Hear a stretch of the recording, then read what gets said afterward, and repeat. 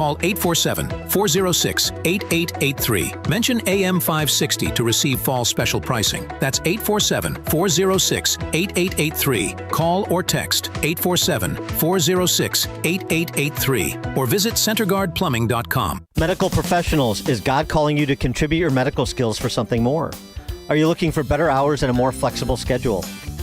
Since 2009, Waterleaf Women's Center in Aurora, Illinois has provided free and compassionate care to thousands of women facing an unplanned pregnancy.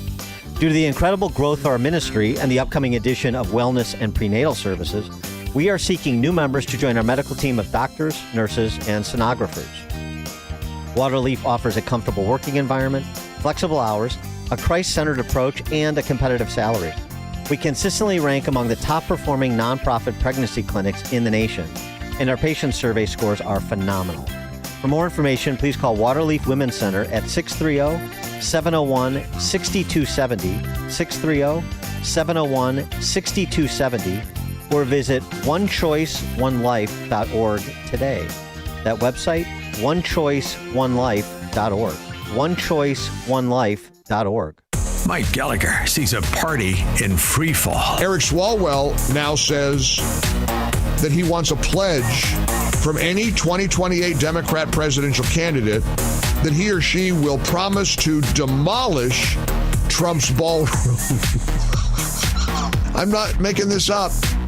Let's just stipulate that the Democrats are in a free fall right now. The Mike Gallagher Show, weekdays at 9 on AM 560. The Answer. It's November 10th, and this is your Fox Daily Snapshot.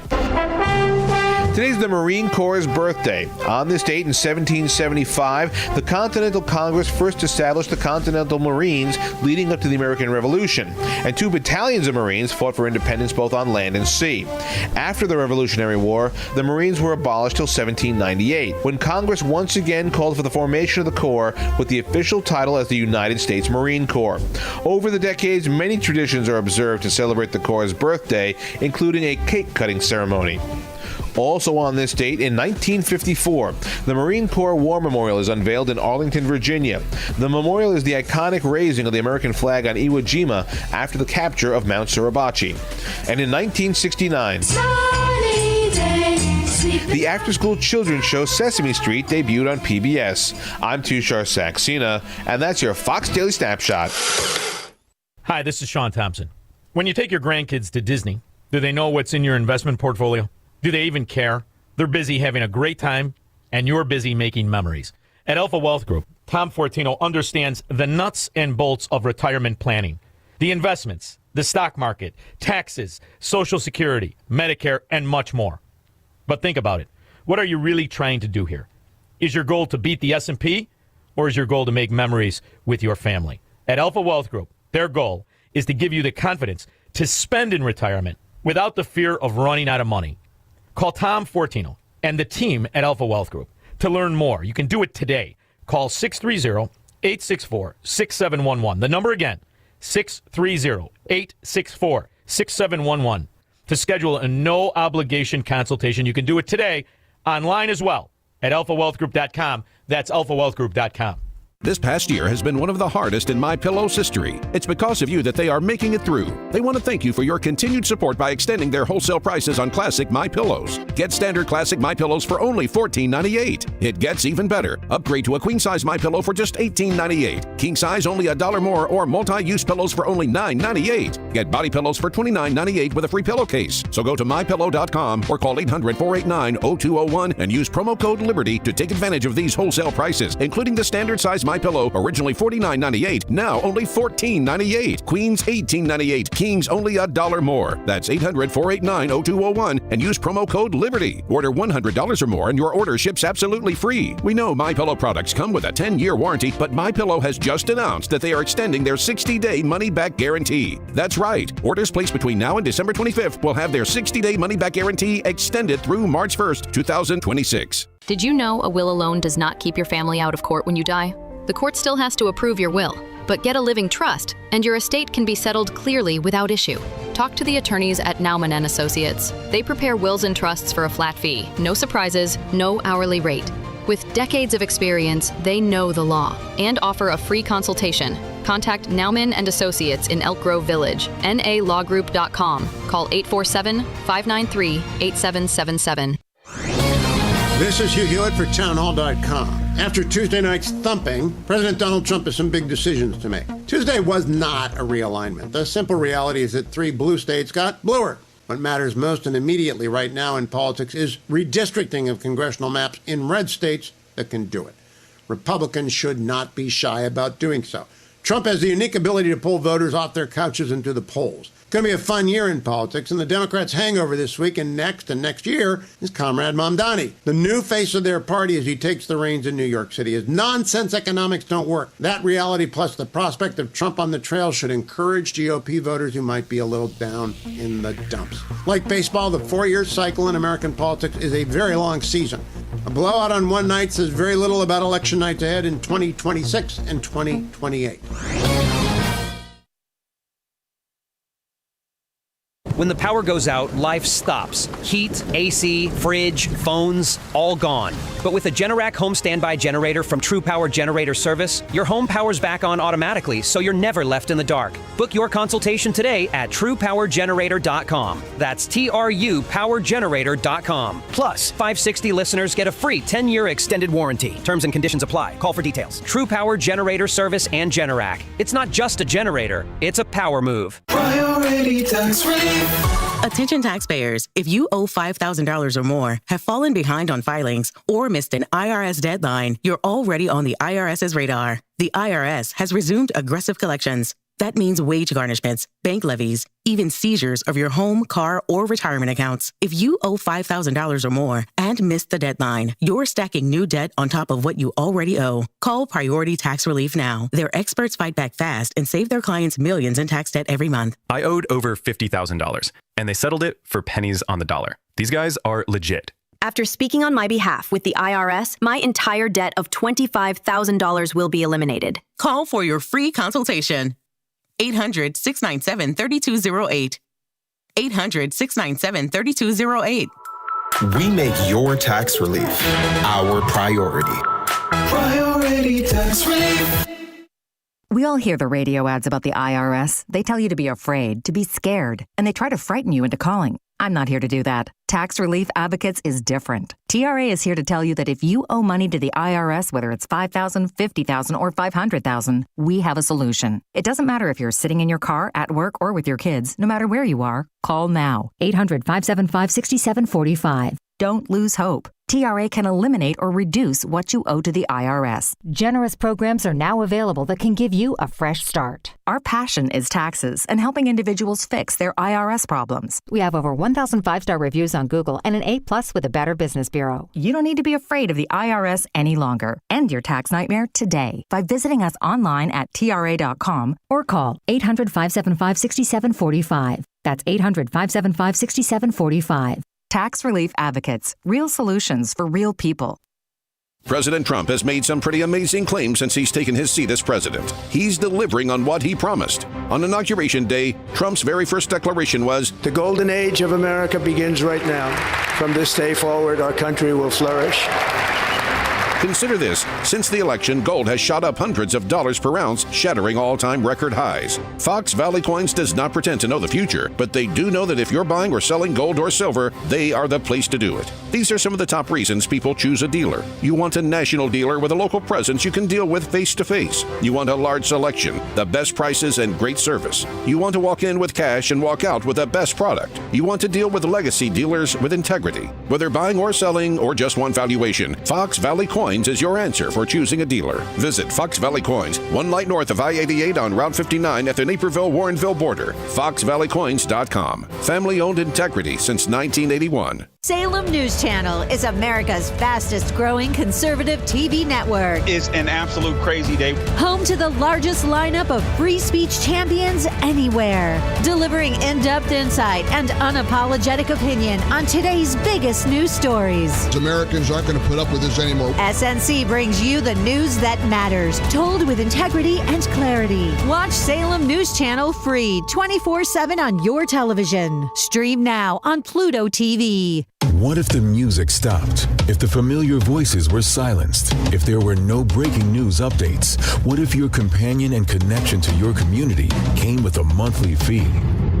Don't worry, we're free local radio with you wherever you go, celebrating 100 years and looking forward to the next 100. We are broadcasters. Text radio to 52886 and let Congress know you depend on your local TV and radio stations. This message furnished by the National Association of Broadcasters.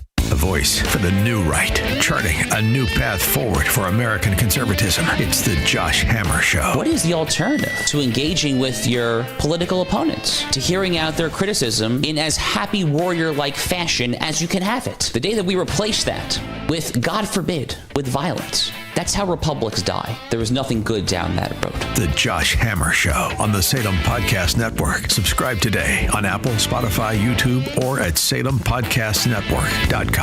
Now, your official weather forecast.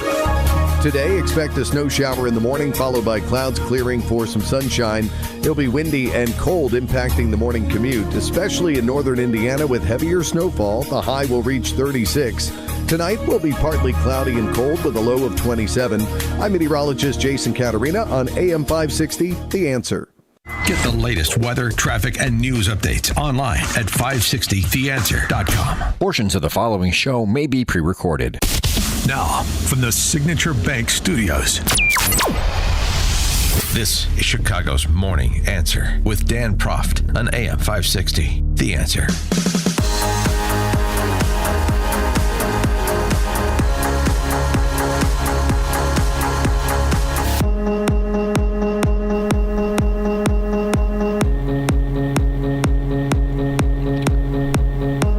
Top of the morning, Dan Proft here. Thank you for joining us to the start of a new week. And thank you as well to all those who joined us at Freedom Palooza on Saturday at the Westin in Itasca. It was a good time, seeing a lot of listeners, a lot of our more frequent callers. It was good to see. Also, got to chat a little bit with CNN Scott Jennings and our brother in sound there, Mike Gallagher, who follows us on these airwaves every morning. And, of course, the great Dr. Ben Carson, who was our dinner speaker. What a gentleman and great intellect he is. So very fun Saturday from dawn to dusk, as per usual with our Freedom Fest. If you missed it, well, you'll have to try again next year. All right, so late last night, we seem to have broken the impasse on Capitol Hill over the quote-unquote government shutdown, the furlough of non-essential workers, which is a more accurate description. Because over the weekend, in addition to flights being reduced, as Sean Duffy telegraphed and explained, in the 40 most heavily trafficked markets, including, of course, Chicago, starting at 4% was going to of flights was going to ramp up to 10% of flights being reduced, and then of course there were these sorts of warnings over the weekend from Sean Duffy about what Thanksgiving would look like if there was not resolution. Their family, they want to celebrate this great American holiday. Listen, many of them are not going to be able to get on an airplane, because there are not going to be that many flights that fly if this thing doesn't open back up. We have controllers who, again, are making decisions to feed their families as opposed to come to towers or Tracons or centers and do their jobs. And I want them to come to work. The problem is they're confronted with real economic problems. The answer is vote to open up the government and then have your debates, have your conversation. I think that's the best way and best approach to get America back operational. And that's the approach that was taken. New Englanders led the way, not including Comrade Bernie. New Hampshire's Maggie Hassan and Jean Shaheen, along with Angus King from Maine. Sounds like sort of a Peter, Paul, and Mary tribute band. Angus, Maggie, and Jeanine Shaheen singing Puff Goes the Magic Dragon. Anyway, they worked with Susan Collins, the Katharine Hepburn impersonator, also from Maine, along with her buddy Angus, to get the additional 5 Dems on board that they needed to get to the 60 votes that are required to end this furlough of non-essential workers. Procedural vote happened yesterday that will be consummated today. Then we'll have to scramble the House back into session, and they will have to pass this deal as well. Then it goes to the president's desk, and we all move on. Basically, the deal is, as far as I can tell, without having had the opportunity to get into any weeds that may exist, and we'll talk about this a little bit later in the show with Wisconsin Senator Ron Johnson, is in exchange for a promise that there will be a vote in the Senate on the extension of those Obamacare subsidies that are scheduled to sunset at the end of the year, and a commitment to unriff all those federal employees who were riffed. I mean, the last count I heard from Russ Vought was 10,000. And I think he was trying to move up from there. I know it's the subject of litigation, like everything the Trump administration does, but they were still moving in that direction. So apparently, at least temporarily, those rift positions will be unriffed.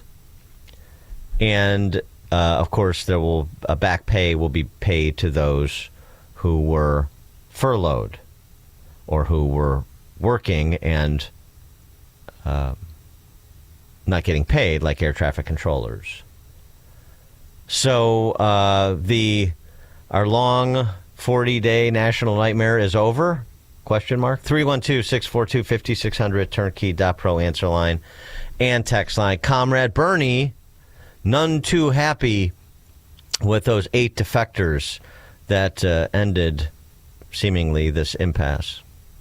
Tonight, 8 Democrats voted with the Republicans to allow them to go forward on this continuing resolution. And to my mind, this was a very, very bad vote.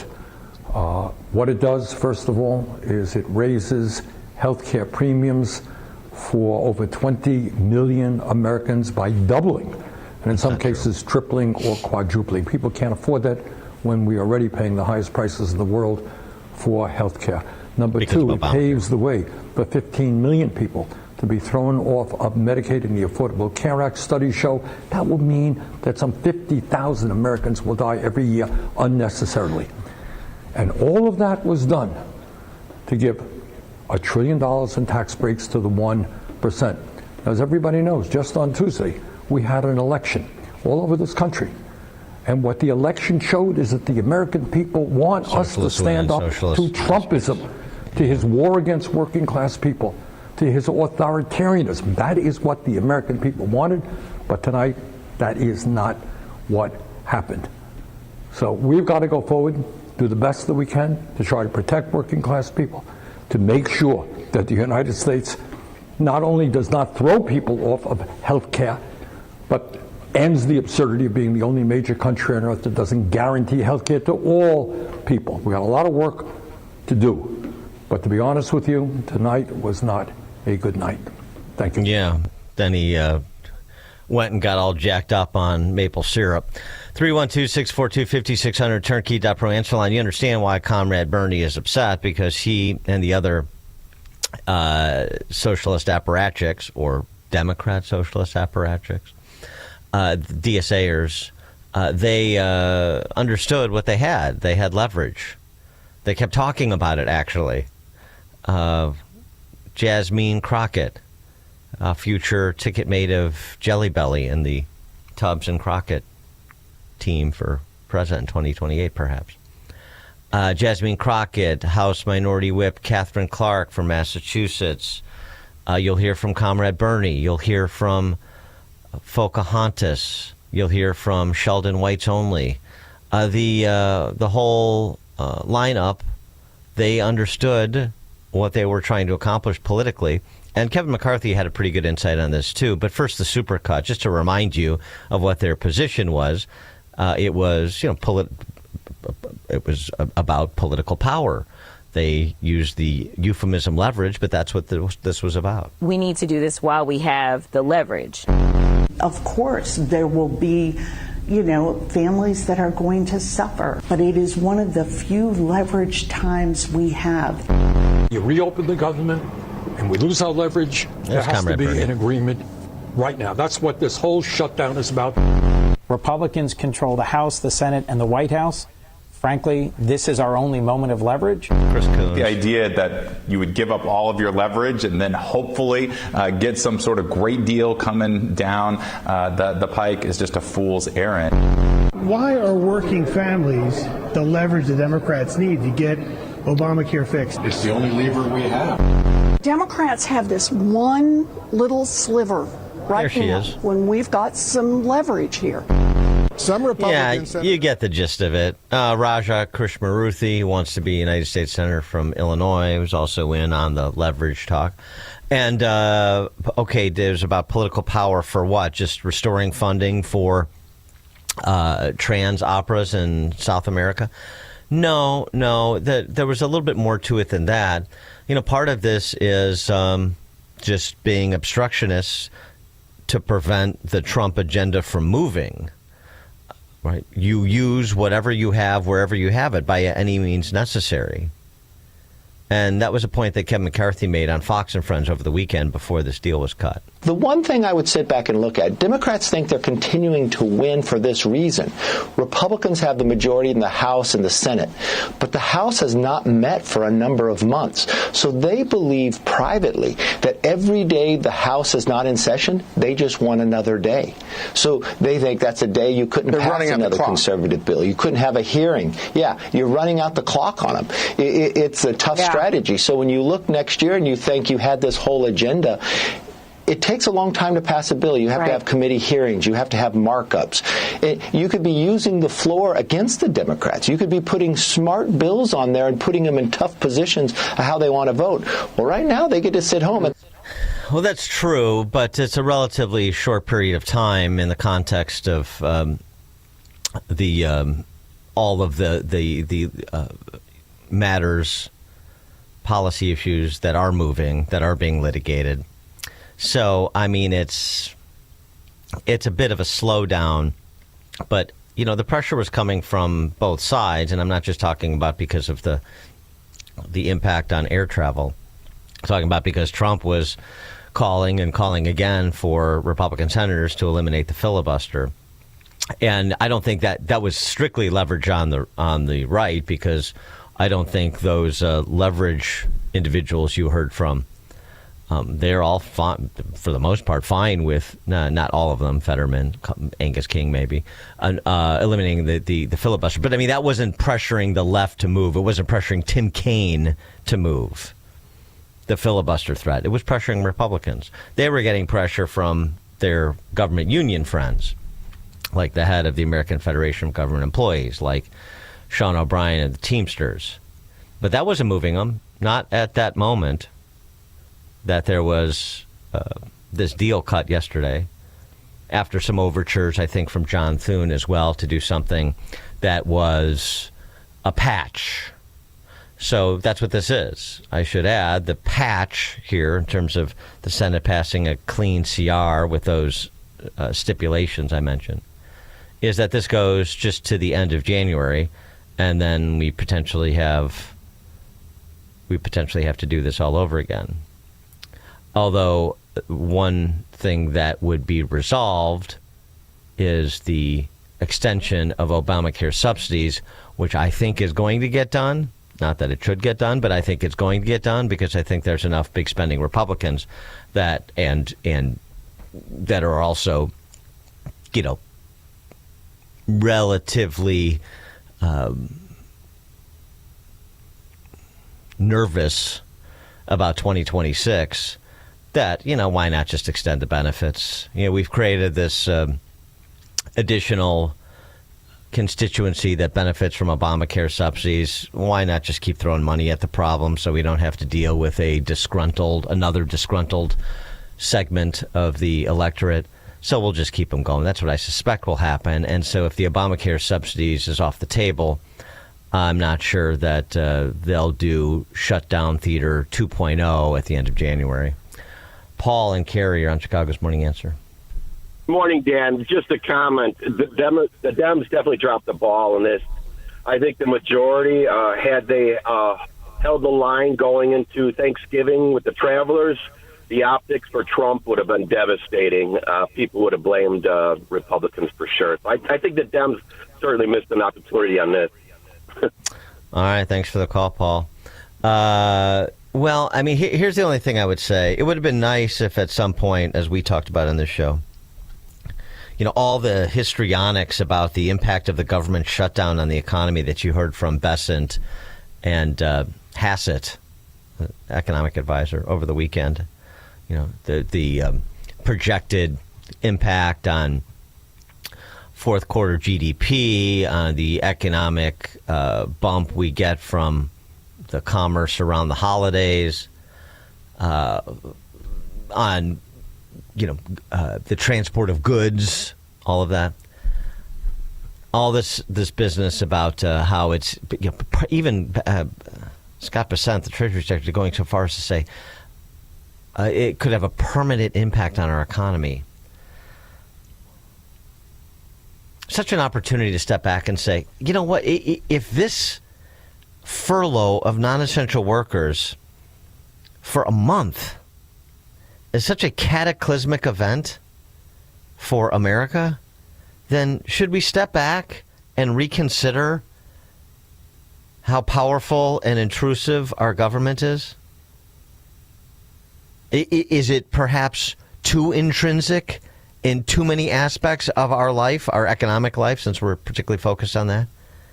So, as we talked about last week, maybe we should come up with an alternative way to ensure a steady stream of financing the air traffic control system, including the personnel that is not part of the budgetary process, like the user fees system that was discussed last week.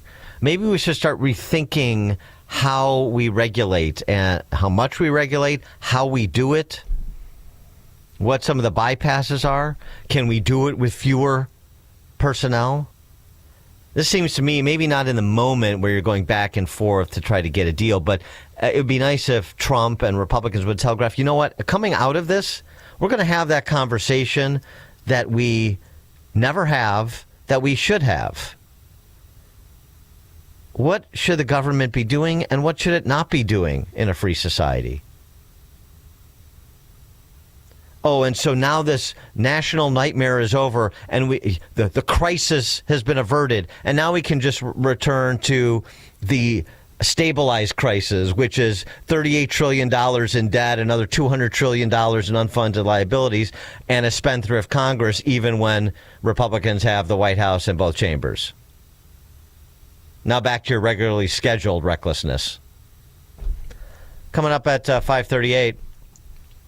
What is the point of an Illinois Republican? The Chicago Tribune editorializes. We'll take your views on that question. 5:38. Now we check the headlines. Good morning. It is a very chilly 30 degrees here in Chicago on AM 560 The Answer. I'm Stace Keene in the AM 560 newsroom. A manhunt is underway here in Chicago after a suspect allegedly opened fire on ICE agents over the weekend amid a troubling rise in violence targeting immigration officers nationwide. DHS officials posted on their X site that the incident, quote, is not isolated and reflects a growing and dangerous trend of violence and obstruction. This is the last week that Chicago public school families can use the Go CPS app to explore and apply for school options. Now, this app allows users to filter, find, and compare the Go CPS programs based on location, academic focus, and more. Each school's profile page includes eligibility and the selection criteria for all the programs that are offered. The app will close for the 2026-2027 school year Friday at 5 p.m. News is sponsored by Macy's Backstage. Macy's Backstage is a whole department inside your Macy's store where you'll find everything you need for the holidays, all for under $35. With new arrivals every day, you never know what amazing deals you'll find. Don't wait. Find a location at Macy'sBackstage.com. Chicago's Morning Answer continues next, but Scott Jennings sees more pressure on the Democrats. Major political problems for Democrats. The country's largest union representing federal workers is calling for Congress to pass a clean, continuing resolution to get the government open again and to get federal workers paid.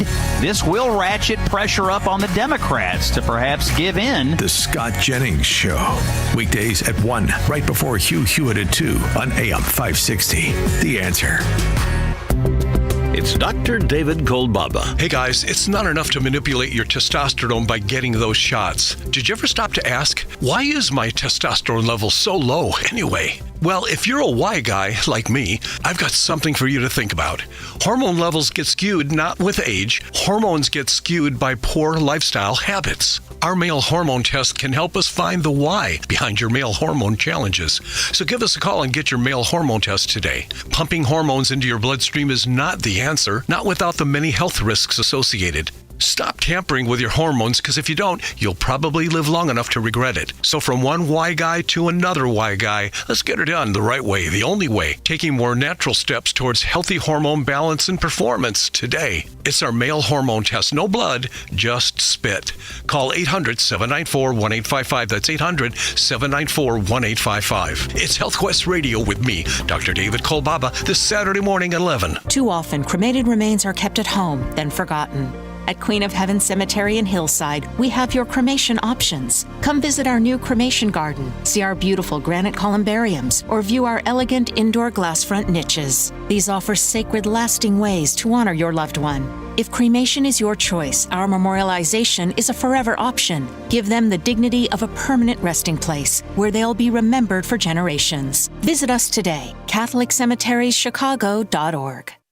Ross Shaw talks about building income in retirement. You know, you can actually structure it in a way to have that $4,000 a month coming in the door every single month. So you don't have to look at the stock ticker and say, oh, the stock market's up today, stock market's down. You still got that $4,000 a month, and having that opportunity to take the vacations and do all the fun things in retirement that you always dreamed to do. Unleash your wealth, Saturday at 7 a.m. and 2 p.m. on AM 560, The Answer. Picture this. You're halfway through a DIY car fix and boom, you're missing a part. It's okay, because whatever it is, it's on eBay, and it's guaranteed to fit every time. eBay. Things people love. Now, your official weather forecast. Today, expect a snow shower in the morning with clouds clearing for some sunshine later on.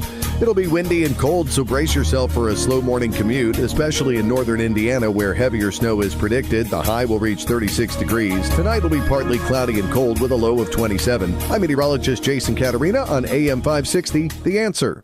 Get the latest weather, traffic, and news updates online at 560theanswer.com.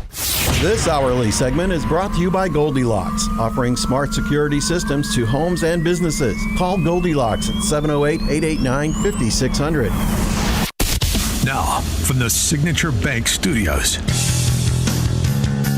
If you're looking for the latest news, insight into what it means, and the sharpest opinion, there's only one station in Chicago where you can turn, and it's this one. We're AM 560, The Answer.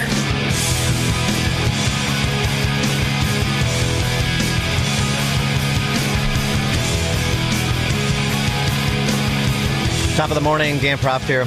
It's a tough time to be a Republican in a blue state, so opines the Chicago Tribune editorial board.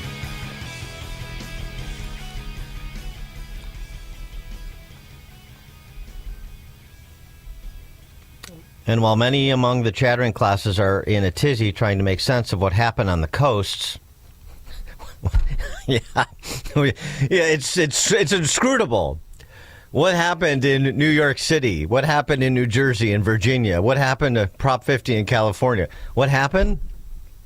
States dominated by the left elected leftists or took positions supported by leftists, like the redistricting ballot initiative in California. Yeah, it's a real conundrum.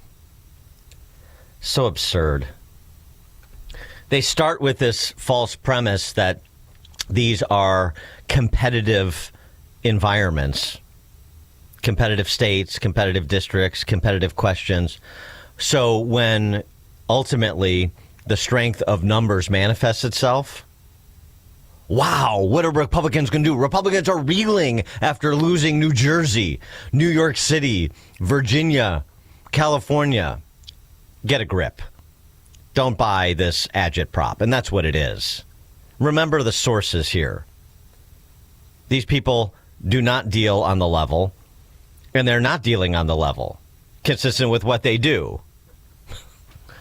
I mean, this just plays itself out over and over again. I hope everybody picks up on the pattern and ignores the patter. Anyway, back to this question. Asked whether Tuesday's results spell doom for Illinois Republicans, House Minority Leader Tony McCombie, State House, told us no. Yes, they do. It'll be hard to crawl out of the hole we're in now until we fix the state legislative maps here, McCombie said, of Illinois' notoriously rigged state legislative maps. I'm not optimistic we can keep the 40 House seats we have now, but it'll depend on where we are with the economy. 40 seats out of anybody? Anybody, Bueller? 40 seats out of 118. So let's see, if they have 40, that would mean, it's a little quick back of the envelope map, that the House neo-socialists, or neo-Marxists, Democrat socialists if you prefer, that they have 78. Quite a deficit. That's what a supermajority sounds like. But it'll depend on where the economy is. I'm optimistic we can keep the 40 seats we have now. What vision? What handicapping? The overriding question of this editorial is, what is the point of Illinois Republicans? What is the point of being an Illinois Republican? So answer the question. It's not rhetorical. Please answer the question, because the people in leadership, Tony McCombie in the House, John Curran in the Senate, Kathy Salvi, the state party chairman, they don't know what the point is. So please answer this question for them, and we'll collate your answers and send them to the various individuals. 312-642-5600, turnkey.pro answer line. And text line. Adding to Republican difficulties, it's hard to recruit candidates when people know how stacked the deck is here. Yeah, the difficulty in recruiting candidates is because of the question that is being asked that is not being answered. What is the point again? We have no idea. Okay, where do I sign up? The Tribune opines, in their infinite wisdom, this helps explain why the Illinois GOP couldn't field a challenger to Illinois Treasurer Mike Frerichs, the man who, they say, arguably tanked Pritzker's progressive tax by admitting it opened the door to taxing retirement. Well, I mean, why not tax retirement while you're at it? So if the Republicans are doomed to the minority until the maps change, what purpose does the party serve? Question mark. Our job is to hold the majority party accountable. We're there to expose and oppose bad legislation. We need to hold this line until we can get a new map. That's the big vision for the Republican Party. Pray for new maps in 4 years. Who's getting out their checkbook? 312-642-5600, turnkey.pro answer line. So, Tribune, this is the Tribune again. People who believe in fiscal sanity and want to keep taxes low and shrink the size of government will have to keep plotting and playing the long game.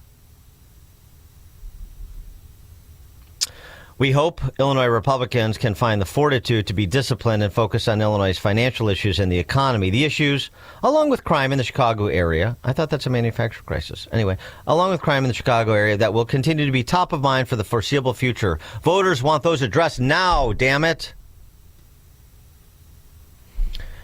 The Tribune notices that Illinois Democrats have all the power and yet often refuse to make hard decisions to fix our problems. Huh. You don't say.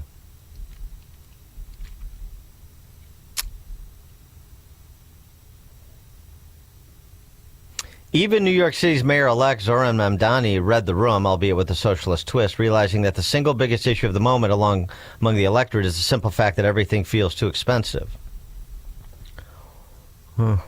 Well.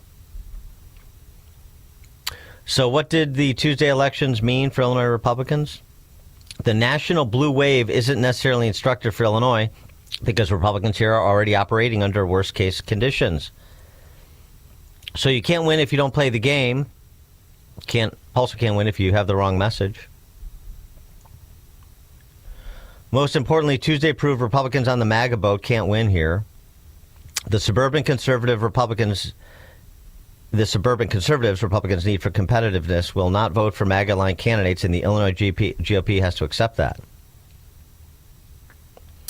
We've heard lately from some moderate Republicans that they look around and don't recognize some members of their own party. We know firsthand that many fiscally conservative suburbanites can't get behind Republicans, partially because of the social stigmas that come with being surrounded by Democrats, but also because they can't stomach much of what comes from the MAGA dominance of the party.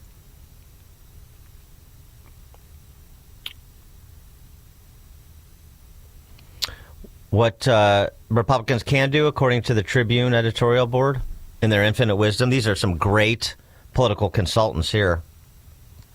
Remember, this outlet, in its past forms, its present leadership, is a party to the disintegration of the city and the state,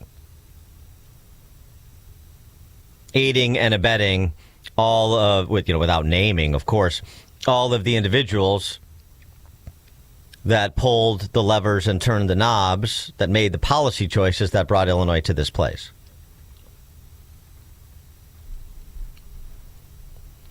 So what do they advise Republicans to do? Be disciplined. Stick to the bread and butter issues voters actually care about. Rejecting the MAGA theatrics that repel moderates and prove they can be responsible stewards of taxpayers' money.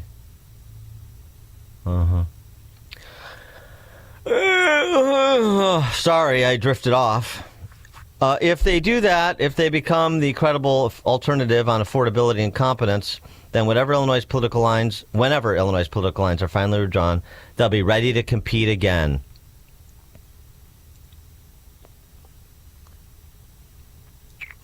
Are you ready to charge up that hill? Yes. No, in 4 years, if we get the maps redrawn. Oh.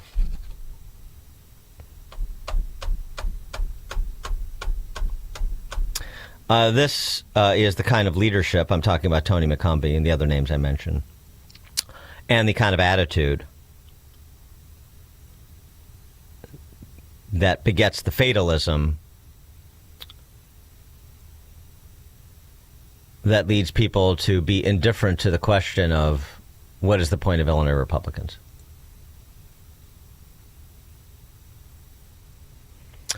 And I'd love a little bit more definition on what constitutes MAGA theatrics and what doesn't. For example, is enforcing federal law, is that MAGA theatrics? Or does that go to that other thing you mentioned about, I'm talking to the Tribune editorial board, about public safety in places like Chicago? I don't know. I'm confused. I need some instructions from the Tribune editorial board. All those individuals, it's like so many of these self-styled moderates, including so-called moderate Republicans, that are so committed to peaceful pluralism, that so want two-party competition in the state, that so want to see common sense reforms to the way we do things, that are really at their heart, despite supporting every blank check proposal and every blank check proposing politician, they're really at their heart fiscal conservatives, don't you know? You know what? If the Illinois Republican Party would just be done with the theatrics. Stop worrying about our borders. Stop getting all worked up about sanctuary states and the enforcement of federal law. Stop worrying about boys taking spots in girls' sports and popping up in their private areas like locker rooms. Stop worrying about that stuff. Stop worrying about porn in grammar school. MAGA theatrics.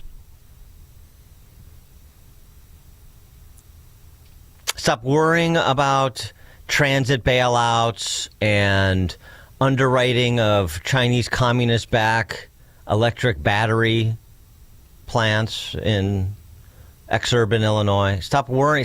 Enough with the MAGA theatrics already.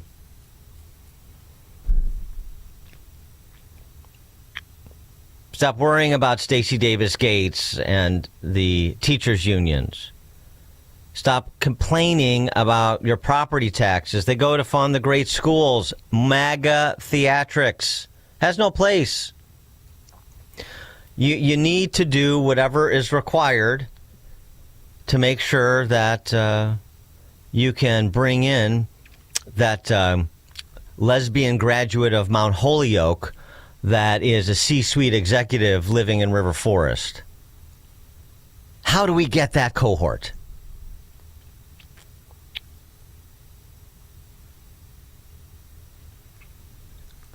Corey in Woodlawn, you're on Chicago's Morning Answer.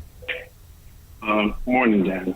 You know, Madison has a great quote that says that you will not always have wise statesmen at the helm. And I've always considered conservatives to be wiser than the Democratic Party. You know, to keep true to the precepts that are in the Constitution, limited government, protection for freedom of speech, and all the other freedoms that we fought for in the Bill of Rights. But the biggest problem is that we have an army of people that are on subsidies. Lori Lightfoot admitted it when she first became mayor. She said some of these communities have 90% subsidies. That's their mob. And conservatives are losing ground when it comes to people being able to stand on their own feet, take care of themselves and their families, and start businesses here. But when you talk to individuals in Chicago about the problems, it's building court, it's traffic court, it's all of these little fiefdoms that they set up to steal people's money. How do we bring that message home to have them vote conservative in the next election? That's our challenge. Thanks, man. Thanks for the call, Corey. Nobody wants to opine as to what is the point of an Illinois Republican. Nobody has an answer. I guess it looks like I'm going to have to write an op-ed. Why? Nobody has an answer to this? Nobody has any interest? It's funny because over the weekend, the Wall Street Journal opined on the announcement of former Congresswoman Elise Stefanik that she is running, and she's going to take on Kathy Hochul. And, the prognosticators see this as a possibility. I'm talking about a Stefanik victory. It's been longer in New York than it has been in Illinois since they had a Republican governor. Why? Because she was a member of Congress? What is the difference between Kathy Hochul and Jelly Belly, other than a few $1 billion of inheritance? But in terms of policy, in terms of record, one could argue, I think very persuasively, that Jelly Belly's is considerably worse, in part because he's been in office for considerably longer. So why does New York and New Yorkers and the Wall Street Journal, why are they excited about Stefanik, and New York Republicans, why are they excited about Stefanik and think they could win the governorship in 2026? And people here don't even want to, including the leadership of the party, don't even want to bother articulating the point of the party. And this is not a commentary. I don't pretend to know the relative strength of all the local GOP organizations and Suburban Cook and the Collars, but I do know about the caucuses, the House and Senate caucuses, State House and State Senate caucuses, and the state party, all of which should be completely ignored. We don't need new lines. We need new leadership. And it's out there. It just seems hard to generate interest, in part probably because they look at the current leadership and they say, I don't want to be a part of that. Well, it's been a struggle in New York State, too, and now there's real enthusiasm about the prospect of Stefanik versus Hochul.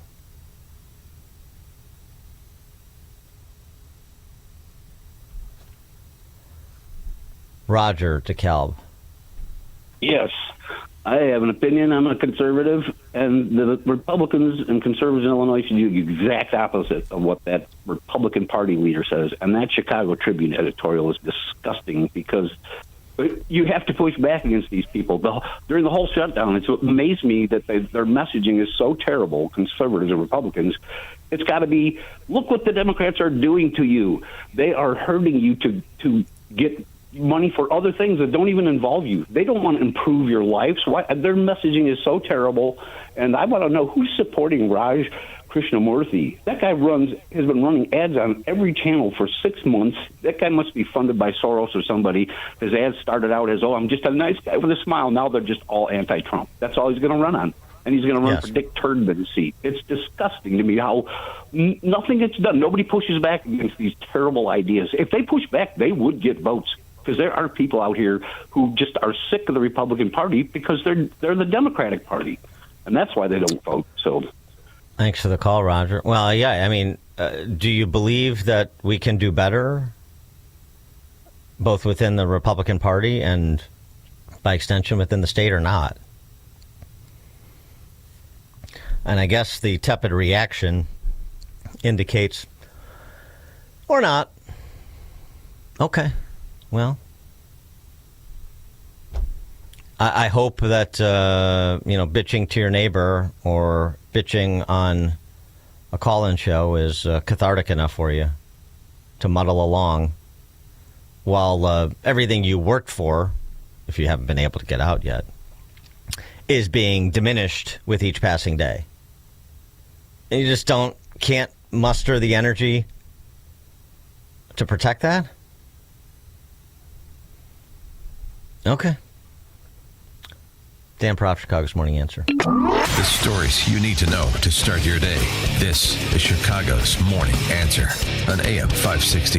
The Answer. If you or someone you love are getting high quotes for dental implants, visit almostfreeteeth.com today. With a medical PPO insurance plan, it's possible to save 90% off on average to be able to smile again. Check if you qualify now at almostfreeteeth.com. AM 560. The Answer. Text from 331. The purpose of the Illinois Republican Party is so Democrats can can play democracy. Well, yeah, that's their purpose. The point is, what's the purpose of actual common sense conservatives? What's the purpose they want to imbue in the party?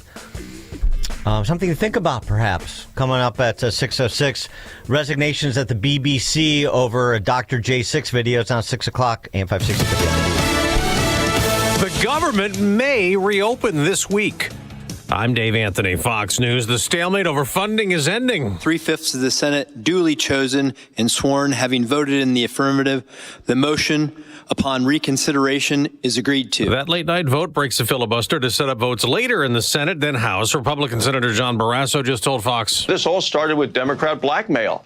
Republicans kept voting to open the government with no strings attached. The Democrats continued to vote to keep the government closed unless we paid ransom. And as a result, there was massive suffering across the country. 8 Democrats sided with GOP senators to end the standoff, including Jeanne Shaheen. Not all of my Democratic colleagues are satisfied with this agreement, but waiting another week or another month wouldn't deliver a better outcome. The package will fund the government through the end of January, but in a major blow to progressives, it does not include a deal on Obamacare subsidies. It merely guarantees a vote on the tax credits at a future date. Still, the Dems who did vote for the bill say they were able to extract enough concessions to get them to cross party lines, like reversing the firings of furloughed workers. That's Fox's Madeline Rivera. Those Obamacare tax credits expire at the end of the year. As the shutdown continues and air traffic controllers keep working without pay, there are nearly 1,500 flights canceled and 1,000 delayed. There some by bad weather as heavy snow falls from the Chicago area to northern Michigan.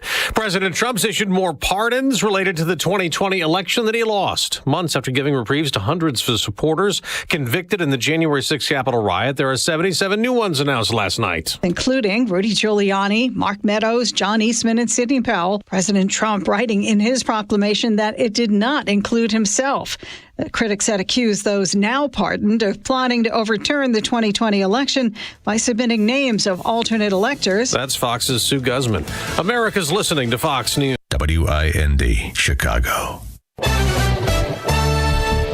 Good morning. It is 29 degrees here in Chicago on AM 560 The Answer. I'm Stace Keene in the AM 560 newsroom. A cash reward of up to $10,000 is being offered for information leading to the arrest or indictment of a person that's responsible for a deadly shooting that happened on Saturday. Chicago Crime Stoppers is offering that reward in response to the shooting at a jewelry store located in the 3800 block of 26th Street in the Little Village neighborhood. Video cameras located outside of the store show the suspect walking in and then fleeing moments later with two men chasing him. The suspect then shot the men multiple times as he continued to escape. The victims were transported to an area hospital where they succumbed to their injuries. Suspect was last seen leaving the area in a white SUV.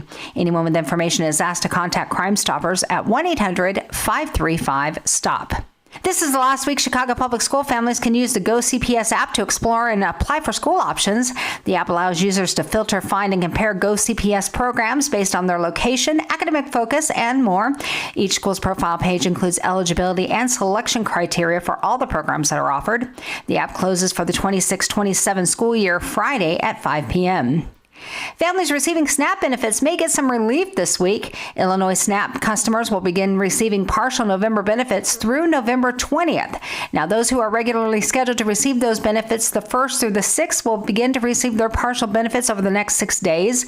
Customers who ordinarily would have received their SNAP benefits on November 7th or later will receive partial benefits on their regular date. SNAP participants should visit snapfederalimpact.illinois.gov for the most up-to-date information and to find food that's available locally.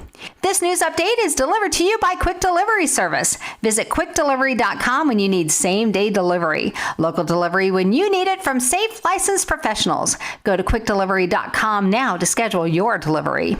A check of the roads is coming up in 2 minutes on AM 560, The Answer. Hugh Hewitt explains how crazy things were before Trump. What Special Prosecutor Jack Smith was trying to do before the election ended what he was doing. Whistleblower has turned over evidence of 197 subpoenas that went out from Jack Smith. In other words, you had a maniac running the investigation appointed by Merrick Garland with no oversight. A maniac. The Hugh Hewitt Show. Afternoons at 2, right before Sean Thompson at 4 on AM 560.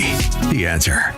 Sign up for the AM 560 Answer Advantage to get early alerts on event ticket sales, special discounts, and contest opportunities. Sign up today at 560theanswer.com/advantage. If you need custom boxes and crates, expert packing and crating, import-export transloading with heavy lift capability, the DC Group delivers. It all started 51 years ago with DC Export and Domestic Packing, the hard work of founders Dominic and Carol Cochamiglio. Their family's desire to exceed customer expectations, backed by an incredible team and loyal customers, is now driving expansion. From their humble roots in a garage-sized building to 100,000 square feet in the Chicago area, 45,000 in Greenville, and a new Houston facility, they're coast to coast. And their sister company, DC Transport, handles everything from container drayage to super heavy haul loads across North America since 1991. Whether it's packing and crating, transloading, transportation service, or trade shows, the DC Group delivers. Those that attended FabTech 2025, we'd love to hear from you. Get your quote now at dcexport.com. That's dcexport.com, your trusted logistics partner. This is the time of the year most of us are checking off our holiday gift list. Identity thieves have lists too, and your personal information might be on that list. Protect your identity with LifeLock. LifeLock monitors hundreds of millions of data points every single second and alerts you to the threats you could miss yourself. If your identity is stolen, your own U.S.-based restoration specialist is going to work to fix it, guaranteed, or your money back. Make this season about joy, not identity theft, with LifeLock. Save up to 40% off your first year at LifeLock.com with the promo code BECK. Terms apply. This month, Pure Talk is supporting Canines for Warriors, a terrific organization that trains rescue dogs and then pairs them up with combat vets struggling with PTSD. This is why I switched to Pure Talk. Sure, I like the unlimited talk, text, and plenty of 5G data for just $25 a month, and you will too. But you will love being in business with a company that shares your values. Dial pound 250, say Micro, and switch to an American wireless company that actually stands for something. Pure Talk. Why would you take your precious metal collections to some fly-by-night roadshow that rolls into town once a year? The only thing you need to do is follow the road to Fox Valley Coins and show your gold or silver to Marlin and the team. Gold is at an all-time historical high, so don't keep sitting on your coin hoards or old jewelry that you've been saving to sell when the time is right. The time is right now. Prices have never been better on most collector and gold coins. Fox Valley Coins in Naperville is trying to keep up with demand. So they're paying the most ever on not only most gold coins in bars, but also those old coin collections. You might have scarce dates or higher grade coins, so take advantage of the record high market price and the demand now. Whether you're buying or selling, or just want to find out values, trust the team at Fox Valley Coins. Fox Valley Coins is on Route 59, just one light north of I-88 at the Naperville-Warrenville border. Family-owned integrity since 1981.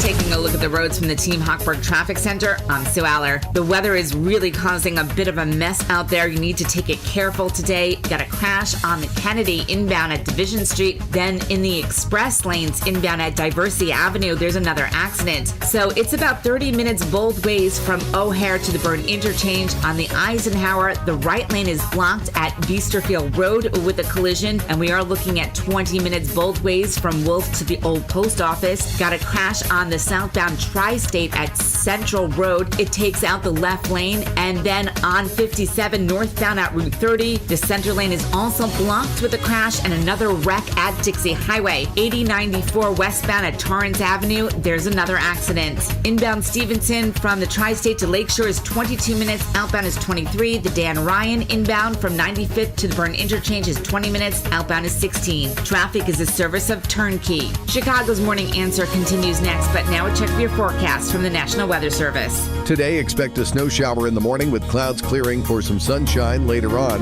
It'll be windy and cold, so brace yourself for a slow morning commute, especially in northern Indiana where heavier snow is predicted. The high will reach 36 degrees. Tonight will be partly cloudy and cold with a low of 27. I'm meteorologist Jason Caterina on AM 560, The Answer.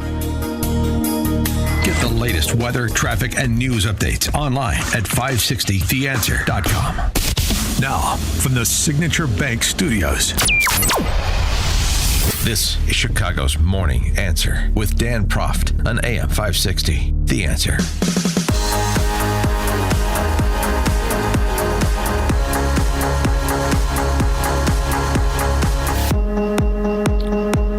Top of the morning, Dan Proft here. By the way, just a postscript on conversation we had at the end of last hour. What is the point of being an Illinois Republican? And other than Roger from DeKalb, we didn't really get any answers to that question. I did get a number of texts with the usual cop-outs, fraudulent voting, the elections are rigged. Media, I'll beat you to the punch. Media is against us. How do you go up against the media? Yeah, I know. Because that's something that's unique to Chicago and Illinois.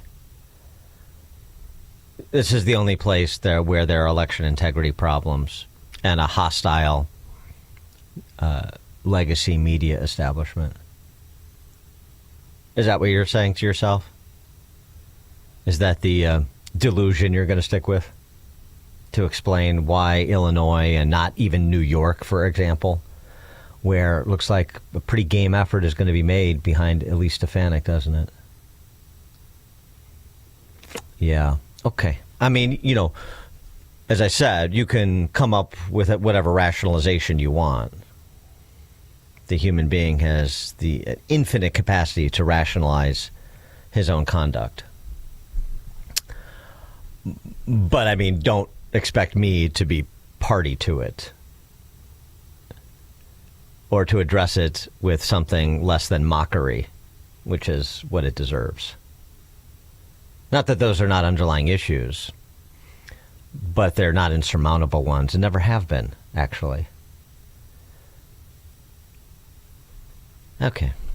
Speaking of the media, a little shakeup over there in merry old England across the pond. BBC CEO and Director General resign after it's revealed that they manipulated Trump January 6th speech. Knowingly did so, and knowingly platformed it, and never told anybody. And in addition to that, you have an internal director who's inside BBC that issued a rather scathing report about bias at the BBC when it comes to reporting on other issues, the war in Gaza, trans-related issues. Oh, really? You don't say. I mean, what a shock. But the manipulating the Trump video is the headliner, because of course we know, honestly, we know what he said, and I don't know why the BBC just didn't follow the leader, that would be the DC press corps, and just do what the DC press corps did, rather than manipulating the video to have Trump saying something he didn't say. Why not just lie about what he said, like the DC press corps does? And all these January 6th truthers do, where he incited the assault on the Capitol. He led the coup d'etat. Even Jack Smith couldn't come up with a basis to charge him for that. But again, ignore all that. Just lie about it. Again, the statement that pays from January 6th, when Trump spoke to the assembled. I know that everyone here will soon be marching over to the Capitol building to peacefully and patriotically make your voice heard. That's a direct quote. That's what he said. But that's not what the BBC reported he said. And then they ran stories with question marks like, did Trump incite the riot? Which is a rhetorical question. Then the reporting was, yes, he incited the riot, more or less. Here's a former director from the BBC, Danny Cohen, talking about the resignations of these two propagandists, Tim Davie, the Director General, and Deborah Turnus, the CEO. These guys could come over here and be NPR and PBS, and NPR and PBS's gal pals could go over there and run the BBC. Interchangeable parts. Same story. So it should be familiar to you. Yes, I think it's right that Tim Davies resigned. I think it's right that the head of BBC News has also resigned. It's a catastrophic failure, which has been revealed by this Prescott report, which reveals significant failings of impartiality, significant issues of bias, and of course it revealed this Dr. Trump video, which someone had manipulated to make it look like President Trump had said something he hadn't. Yeah, and of course it's not just that the Trump video was faked. It was the fact that Mr. Davie and Ms. Turnus knew that it was faked for the last 6 months. They attended a meeting 6 months ago in May 2025 when it was discussed, and they did nothing about it. They remained silent. I think that sniffs of a cover-up. They decided not to do anything about it and presumably hoped it would go away and no one would ever find out, and that's just completely unacceptable. But as you also rightly say, there's a wide range of questions of bias which have been revealed by the Prescott report. Bear in mind, Mr. Prescott was an independent advisor inside the BBC. He was witnessing it from inside the BBC. And what he writes about is systemic bias and anti-Semitism at BBC Arabic, and wider issues of bias in the wider presentation of the Israel-Hamas war, and other issues which suggest a kind of culture of liberal groupthink, which is causing the BBC so many problems. Yeah, a culture of groupthink at a state-financed media outlet. I'm sure you're colored as shocked as I am by this revelation. But it's always good to have the details come out. It's It's always good to have the evidence, the stories to point to. It harkens back for me to when Uri Berliner, longtime employee reporter at NPR, did his sort of famous expose op-ed. I think it was in the Free Press initially, talking about the groupthink inside NPR. The point is, as we have said often on this show, it doesn't need, the arguments made, the presenters on BBC, each individual show is making their own editorial decisions and so on and so forth. So, when you have everybody in positions of being a shot caller to varying degrees, singing from the same hymnal, why is there a need to have a recital? Everybody knows what tunes they're supposed to play, and so they play them, if I can extend the metaphor.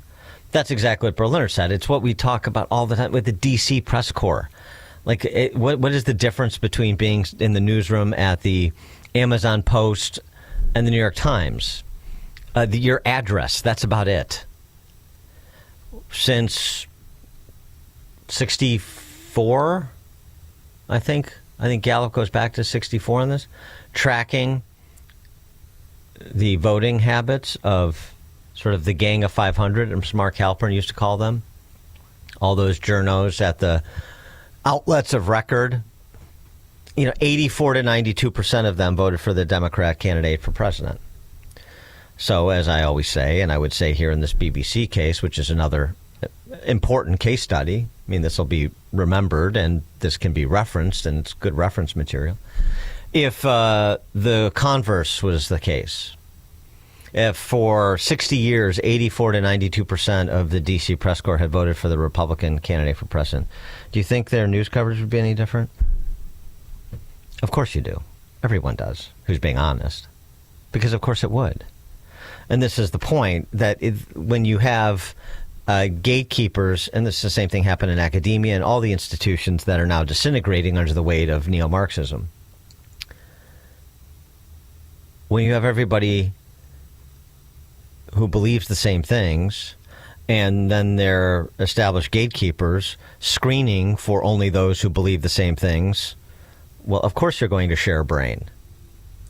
And the great censorship that the media normally does, the editing of Kamala's 60 Minutes interview, the editing here of Trump on January 6th, that's the unusual case. That's not the customary basis of the censorship or the curating, if you will, to be more euphemistic about it, the curating that these outlets do. It's the editorial decisions they make in the first place of what they're going to cover. Because once you decide what you're going to amplify and what you're going to mute, then the rest of sort of the angle, how you cover it, and the stories you're trying to tell, narratives, stories you're trying to tell, not stories you're trying to report. Tell versus report, big distinction. But that becomes just a consummation of the path that you've set out with the editorial decisions on what to amplify and what to diminish.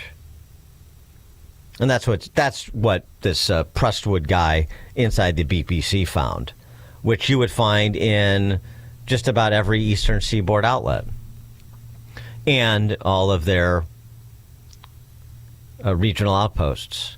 It would be no different at the Tribune or the NPR Times, the Daily Herald. It would be no different in any of these, whatever constitutes a newsroom at these network affiliates in Chicago. Matters of degree. No different. So you get what you get. And going back to the impact on elections, that's why this sort of... But the media, please, know what it is. Give it the respect that it deserves.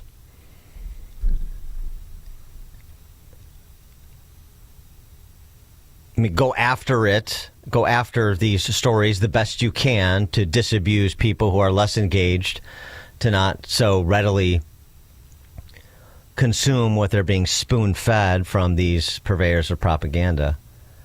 But, I mean, don't use it as a cop-out. We can't win elections because, no. 312-642-5600, turnkey.pro answer line. Something else to get to on J6th. There's a couple things, actually. Representative Barry Loudermilk. And this is something that Cash is going to have to get to the bottom of. A lot of things he has to get to the bottom of. Numerous confidential informants alerted the FBI prior to Jan 6th that there was a strong possibility of armed conflict at the Capitol. But that intelligence was not dispersed aggressively enough to force a change in security that fateful day. Barry Loudermilk, is a Republican from Georgia, is the chairman of the House Judiciary Subcommittee investigating Jan 6 law enforcement failures. Like a real J6 investigation, not that Star Chamber proceeding that Adam Kinzinger and Liz Cheney presided over with formally announced leftists, as opposed to de facto leftists, the de facto leftists that they become because of their Trump derangement, mainly, I guess, it would seem. Loudermilk said he was floored to see the specificity of threats and the consistency in warnings that multiple confidential human sources provided the FBI, and that the intelligence was serious enough that it should have prompted more security and possibly even a cancellation of President Trump's speech that day at the Ellipse.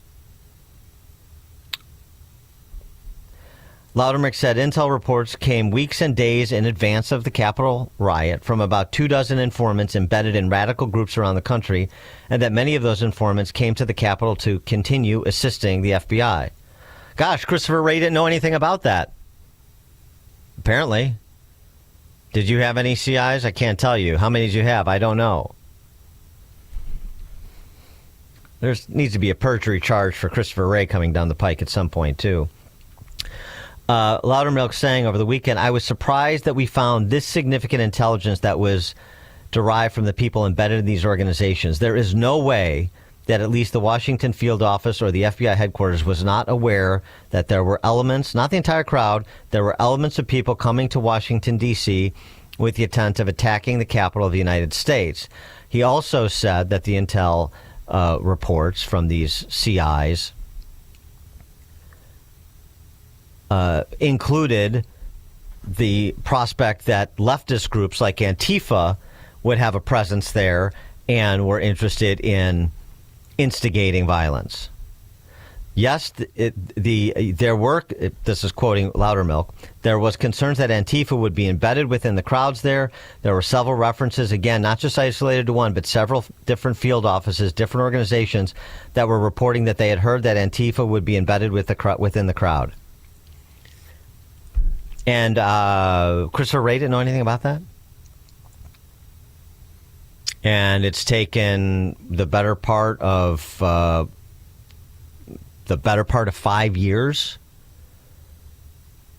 for this information to come out. This is what Stephen Sun, the Capitol Police chief on that day, is talking about when he was referencing how different the briefings were and the normal collaboration between federal, state, local, and particularly federal and local when you're talking about D.C., was not what it normally is for an event of that magnitude. He had, all these questions and wasn't getting answers, was getting stonewalled, wasn't getting the normal briefings and information sharing that he had become accustomed to for big events in and around the Capitol.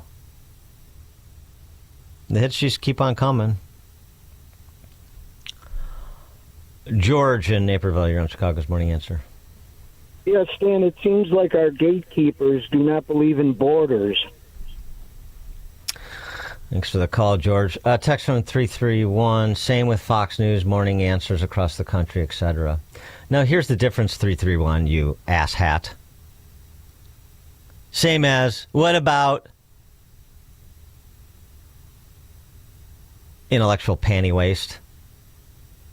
God, I'm so tired of having to swat these nitwits away.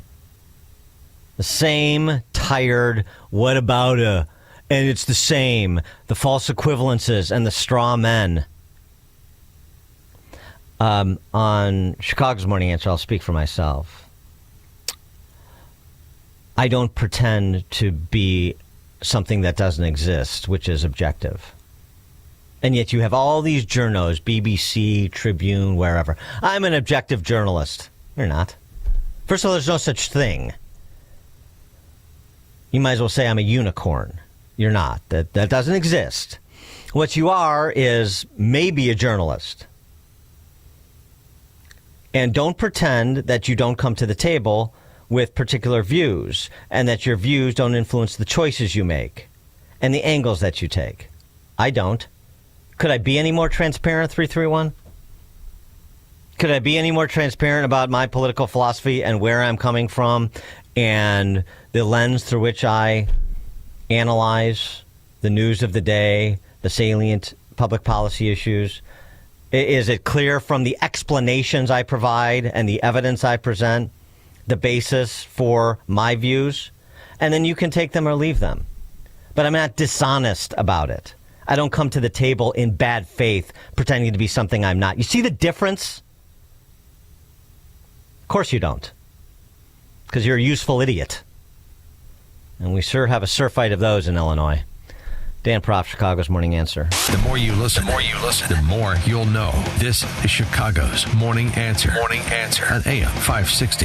The Answer. Sean Thompson here, and I'm with attorney Bert Hochberg from the law firm of Schiller, Ducanto, and Fleck. We're talking about divorce arbitration. This is not really a new, or is it a new, innovative way to go through divorce? Arbitration has been around for decades. It's completely legit and available to resolve divorce cases. The litigants and their lawyers sign an arbitration agreement. They identify what the issues are, and we set up dates, and we determine what experts and witnesses there may be. Arbitration is a hearing, a trial that is intended to finish a case efficiently with limited appeal, with a binding decision, and it's confidential, so it has some great characteristics. I think it's a unique alternative to divorce. For more information, please visit sdflaw.com and type Bert Hochberg into the search box. That's sdflaw.com or call direct 773-255-6150. Signature Bank is Chicago's fastest growing independently owned business bank, a bank where relationships still matter. I'm Dan Proft, and I know this because Signature Bank is my business bank. Hey all, Jim Carr here. I am the owner of Car Machine and Tool in Elk Grove Village and loyal customer of Signature Bank. As a second generation owner, I knew I had to shift from operating as an old school machine shop to what I can proudly say is now one of the fastest growing aerospace manufacturing facilities in the region. Signature Bank was there every step of the way through our expansion efforts, including financing our new state-of-the-art facility.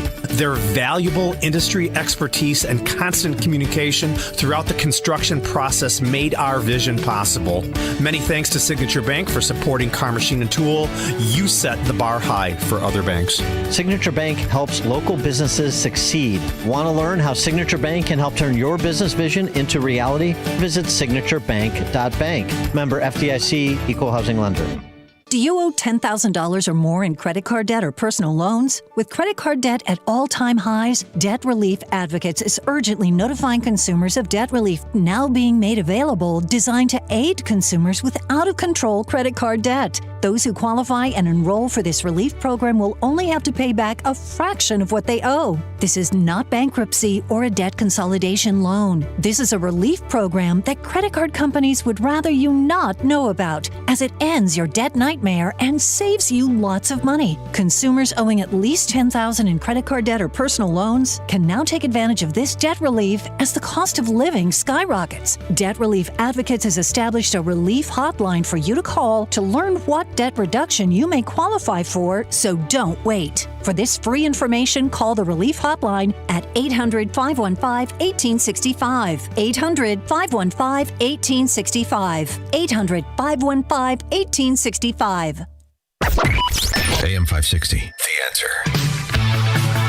One more item that's J6 related, and maybe we'll pick this up with Steve Bucci at the top of the 7 o'clock hour.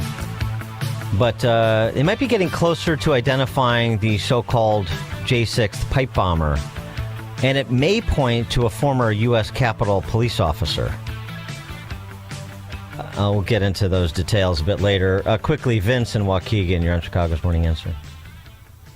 Hey, Dan. I just curious as to why Trump, when he sues these news media organizations for their egregious errors, he'll get a $15 or $20 million payout, but Fox News gets hit with a $780 million fine. The justice system is more corrupt than the news media is.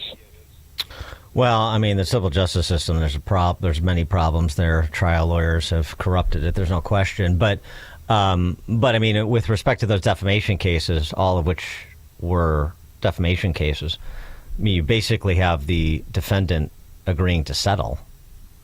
So, I mean, the news organizations, ABC, CBS, settled with Trump. Fox settled with the voting machine company. So that was their choice. Now you could say, well, based on the cost of litigation, I don't know about the Fox case, but the cost of litigation and the likelihood of more financial exposure, the judge they drew, I don't know, perhaps other considerations, but those were settlements, so it's a little bit of a different story there. All right, coming up at 6:36, we'll talk election integrity with former Ohio Secretary of State Ken Blackwell. Ken Blackwell, 6:36. Now we check the headlines.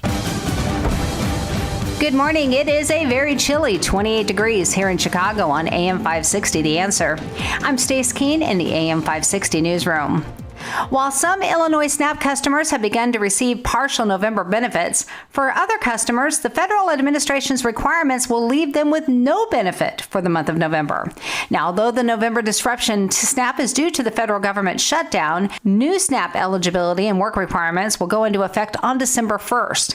For more information about those new requirements, head to snapfederalimpact.illinois.gov. Two Chicago area police officers are recovering today after their squad car was hit by a tow truck over the weekend. That accident occurred in the West Garfield Park area.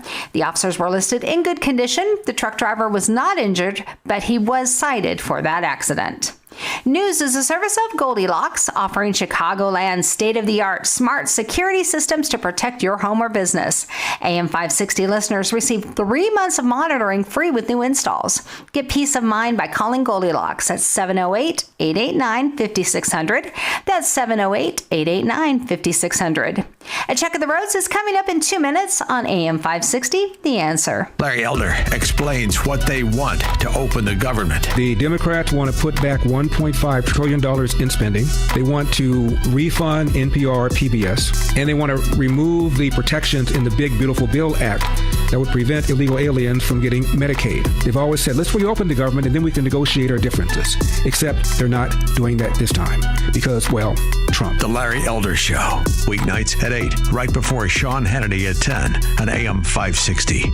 The Answer. If you're looking for a watch that makes a statement, Roland's Jewelers in downtown Libertyville has the perfect timepiece for you. Hi, it's Mike Gallagher. Roland's carries my favorite watch brand, Tag Heuer. Tag Heuer is all about precision with a sleek, bold style. And I've got a Tag Heuer watch from my friends at Roland's Jewelers. I love it. They've got a great selection of other fashion-forward watch brands like Bell & Ross, Movado, Tissot, and Michelle. Or consider Roland's iconic collection of pre-owned Rolexes. Let Roland's watch specialists help you find the perfect timepiece that fits your style and have their terrific experts show you the Tag Heuer watch that I bought from Roland's. Ask for it by name. Tell them it's Mike Gallagher's watch. Visit Roland's Jewelers in downtown Libertyville or RolandsJewelers.com. That's Roland's, ROLLANDS, RolandsJewelers.com, or call them 847-918-7300. 847-918-7300. Roland's Jewelers, a family-owned jeweler you can trust, just like I do. Your ambition just met its match with Robinhood. Trade stocks and ETFs, options, futures, and crypto all on one platform. Get started today at Robinhood.com/yourmoney. Your money, your move. All investments involve risk, including loss of principal. Options, futures, and crypto trading carry significant risk and may not suit all investors. Securities offered through Robinhood Financial LLC, member SIPC. Futures trading is offered by Robinhood Derivatives LLC, not FDIC or SIPC protected. Crypto offered through Robinhood Crypto LLC, NMLS ID 1702840, not FDIC or SIPC protected. Portfolio management offered by Robinhood Strategies, an SEC registered advisor. This is the time of the year most of us are checking off our holiday gift list. Identity thieves have lists too, and your personal information might be on that list. Protect your identity with LifeLock. LifeLock monitors hundreds of millions of data points every single second and alerts you to the threats you could miss yourself. If your identity is stolen, your own U.S.-based restoration specialist has got to work to fix it, guaranteed, or your money back. Make this season about joy, not identity theft, with LifeLock. Save up to 40% off your first year at LifeLock.com with the promo code BECK. Terms apply. Picture this. You're halfway through a DIY car fix and boom, you're missing a part. It's okay, because whatever it is, it's on eBay, and it's guaranteed to fit every time. eBay. Things people love. Taking a look at the roads from the Team Hochberg Traffic Center, I'm Sue Aller. Jam-packed northbound on Lakeshore Drive, all because of a collision at Oakwood Boulevard. Delays go back to 47th Street. You have an accident on the Dan Ryan outbound. The first one is at Canalport Avenue, and then there's another one after that at 69th Street. Several accidents on the outbound Eisenhower, including a 5-car crash at Grand Avenue. Delays begin right around York Road. So on the outbound side, it's 26 minutes from the old post office to Wolf. Inbound is 21 minutes. You got a crash on the outbound Eden at Peterson Avenue. Delays go back to Elston Avenue. This report is sponsored by Blindster.com. Blindster.com sells custom blinds, shades, and shutters at low prices. Their blinds are handcrafted to fit your windows, and if they don't fit for any reason, they'll remake them for free. Your satisfaction is always guaranteed at Blindster.com. Chicago's Morning Answer continues next, but now a check of your forecast from the National Weather Service. Today, expect a snow shower in the morning, followed by clouds clearing for some sunshine. It'll be windy and cold, impacting the morning commute, especially in northern Indiana with heavier snowfall. The high will reach 36. Tonight will be partly cloudy and cold with a low of 27. I'm meteorologist Jason Caterina on AM 560, The Answer. Get the latest weather, traffic, and news updates online at 560theanswer.com. Now, from the Signature Bank Studios. If you're looking for the latest news, insight into what it means, and the sharpest opinion, there's only one station in Chicago where you can turn, and it's this one. We're AM 560, The Answer.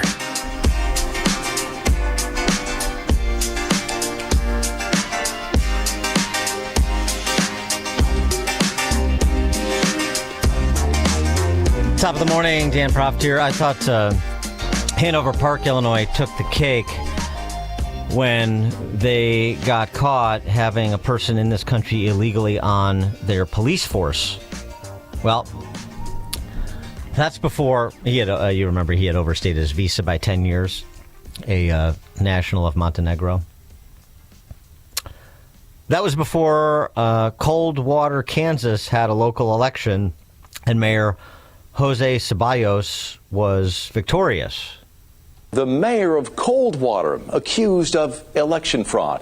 The charges come hours after he secured a second term in office. Attorney General Chris Kobach charged Mayor Jose Joe Ceballos with 6 felonies, 3 counts each of voting without being qualified and election perjury.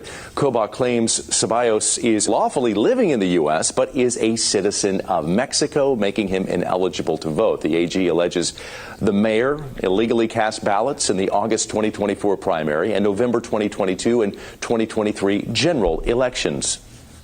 In large part, our system right now is based on trust.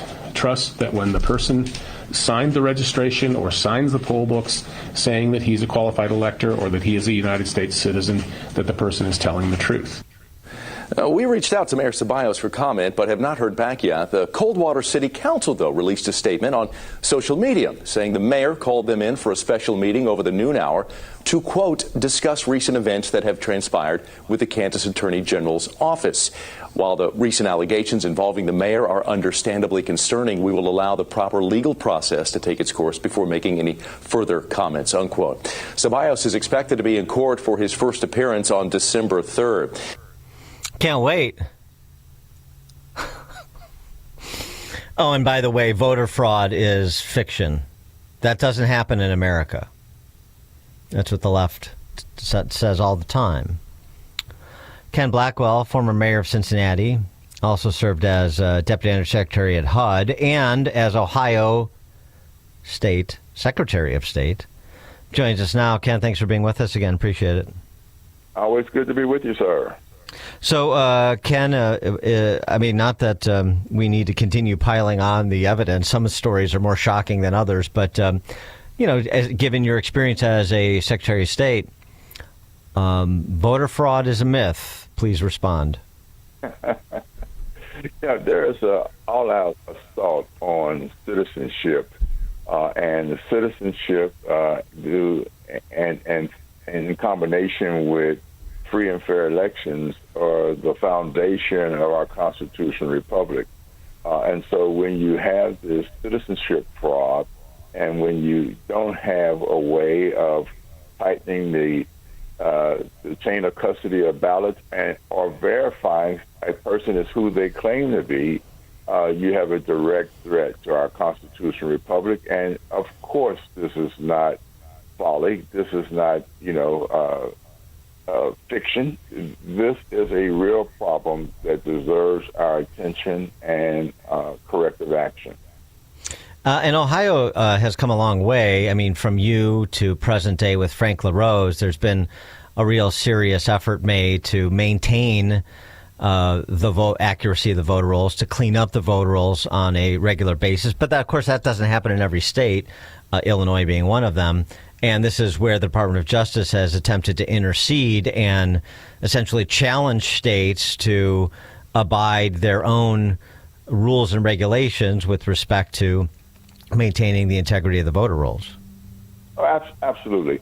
And look, we are in the midst of a constitutional crisis that is reflected not only in how we protect or fail to protect the integrity of citizenship, but we are now facing a question as to whether or not we are frozen in a historic moment where, in fact, the Voting Rights Act, for instance, was created to influence the drawing of districts, has in fact been transformed from a tool of protecting individual rights and access to the ballot box to something that is now a travesty that locks us into saying that one's racial identity is a honest projection and predictor of one's political behavior, which basically says that the Voting Rights Act now has become something that aids and abets locking us into group behavior as opposed to respecting individual rights. I mean, well, that was that. No, I mean, that's the Louisiana case that was just argued before the Supreme Court, as you know, and it was the opinion of Justices Sotomayor and Ketanji Brown Jackson that if you don't have a majority black district in terms of the electorate, then you'll never get a black elected official. That's the only way, because apparently a majority of whites and other races are racist, and they would never elect a black person on their own merits. The advocates of this redistricting effort, said that these maps protect voting rights. In reality, it transforms the Voting Rights Act into a tool for partisan gerrymandering, forcing states to engineer partisan districts under the guise of racial equality. It is just pure folly, and it's a direct assault on the individuality of citizens of all colors and races. And so, look, go ahead. I'm sorry. No, I mean, I wanted to I wanted to fold into a little bit more into this. I mean, because this should never be forgotten. KBJ, Ketanji Brown Jackson, comparing black people to disabled people who don't have equal access to the voting booth. You know, it is crazy. Look, my identity isn't a ballot prediction. It's the story of my life, and it is. Justice isn't about engineering sameness. It's about guaranteeing the civil rights that every citizen should be treated as an individual. And that's what the essence of our constitutional republic and American freedom is all about. We're not carbon copies of one another. We are individuals. Our rights don't come from government and fake prescriptions. Our rights are grants, gifts from God, not grants from government. And these liberals on the Supreme Court are locked into a transformational effort to convert our constitutional republic to something other than what the founders intended it to be. So what do you think of this mid-decade redistricting competition that's going on from Texas to California to Florida to perhaps Indiana? What's your perspective on that? Well, I sort of agree with the case that's before the Supreme Court being made by the state of Louisiana. You know, we can't ask the court to decide whether race can, or we ask the court to decide whether race can continue to serve as a lawful proxy for political identity. And if, in fact, the Supreme Court comes down on what I consider to be the right side of this, we, in fact, will no longer make these crazy configurations of districts to protect the Democrat Party stranglehold on certain districts.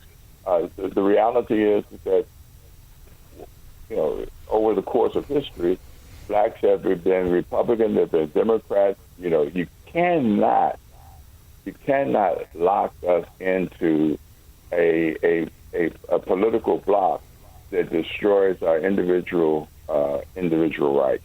And so I think the Supreme Court, probably on a pretty tight vote, is going to come down on the side of doing away with this nonsense. Well, on the topic of the Supreme Court, former AG Eric Holder, you remember him, he was on a leftist podcast talking about the Supreme Court. And, you know, while the lower courts, the ones that are issuing injunctions against Trump administration initiatives, they're doing a great job. The Supreme Court isn't. So you know what that means when you're a leftist, that it has to be destroyed. I think the Supreme Court is a broken institution. And it's something that has to be, I think, a part of the national conversation in 26 and in 28. What are we going to do about the Supreme Court? And I think that we have to think about, again, talking about the acquisition and the use of power. If there is a Democratic trifecta in 2028, and I think the possibility of that is pretty good, Supreme Court reform is something that has to be considered. Term limits, I think, at a minimum, potentially expanding the court is something I think that also should be considered. We cannot leave in place without a discussion, at least, and I think without substantive reforms being put in place, this Supreme Court as it is presently constituted. Yeah, we need an expansion. We need term limits. We need to figure out ways to keep anybody who is who is right of Eric Holder off the court, Ken. Yeah, look, the one thing we should do is celebrate the transparency of Eric. He just laid out there. Their game plan to change the Supreme Court, probably to give Washington D.C. electoral college votes, and as a consequence, sort of lock us into the leftist agenda of Eric and now the more radical Democratic Party that's emerging in our country today.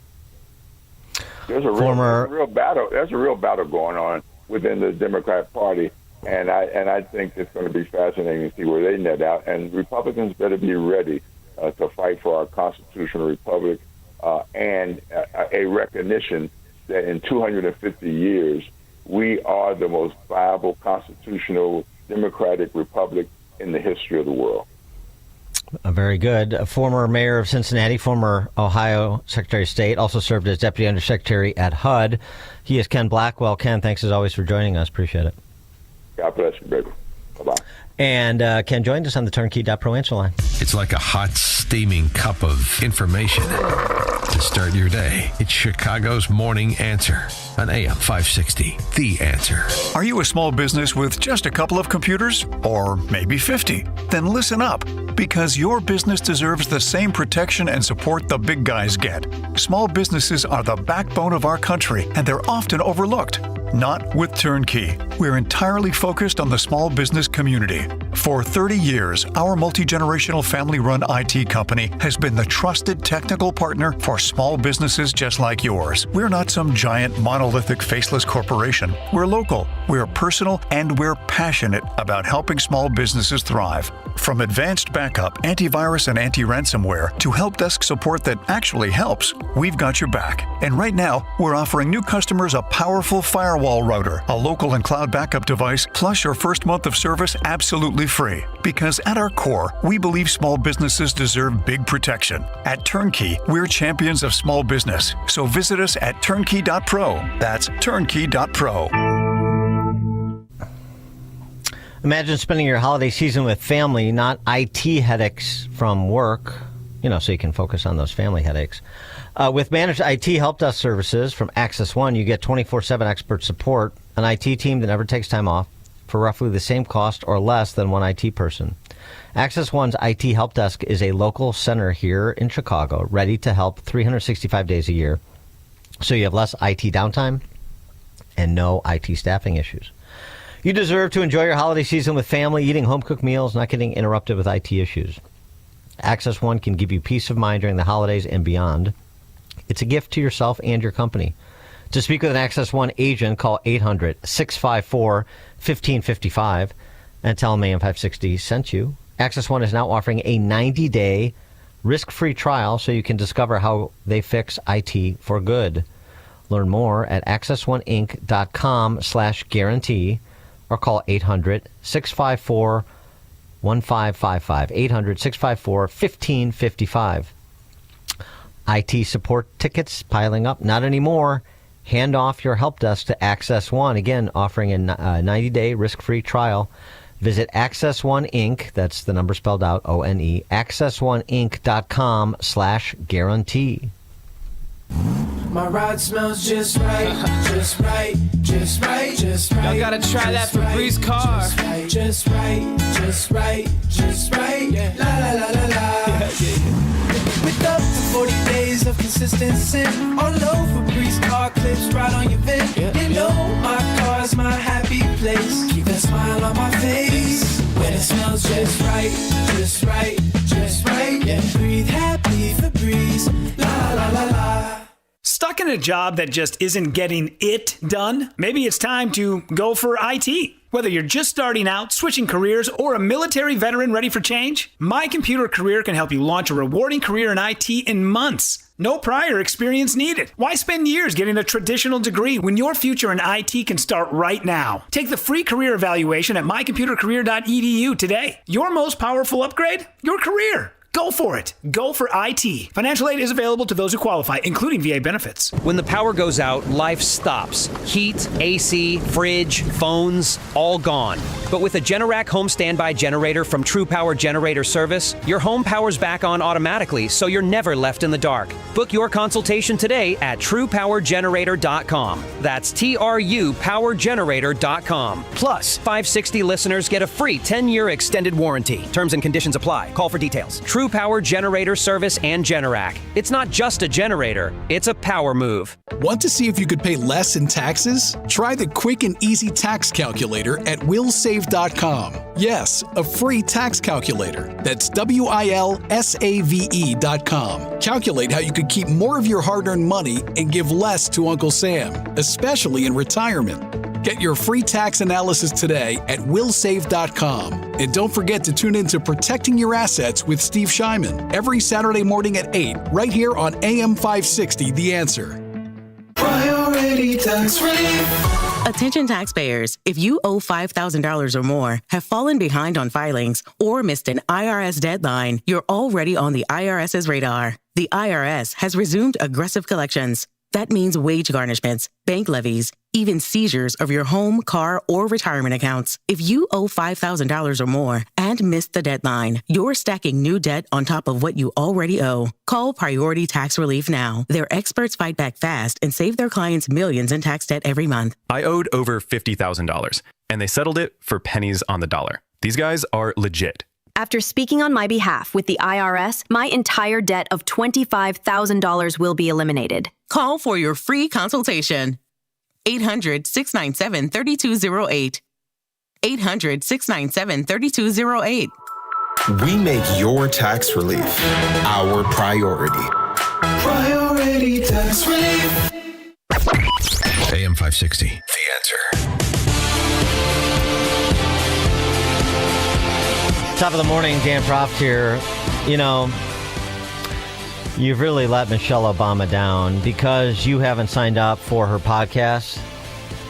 Now she has to suffer the indignity of going around to other podcasts to do interviews to maintain her relevance and hopefully improve her podcast numbers.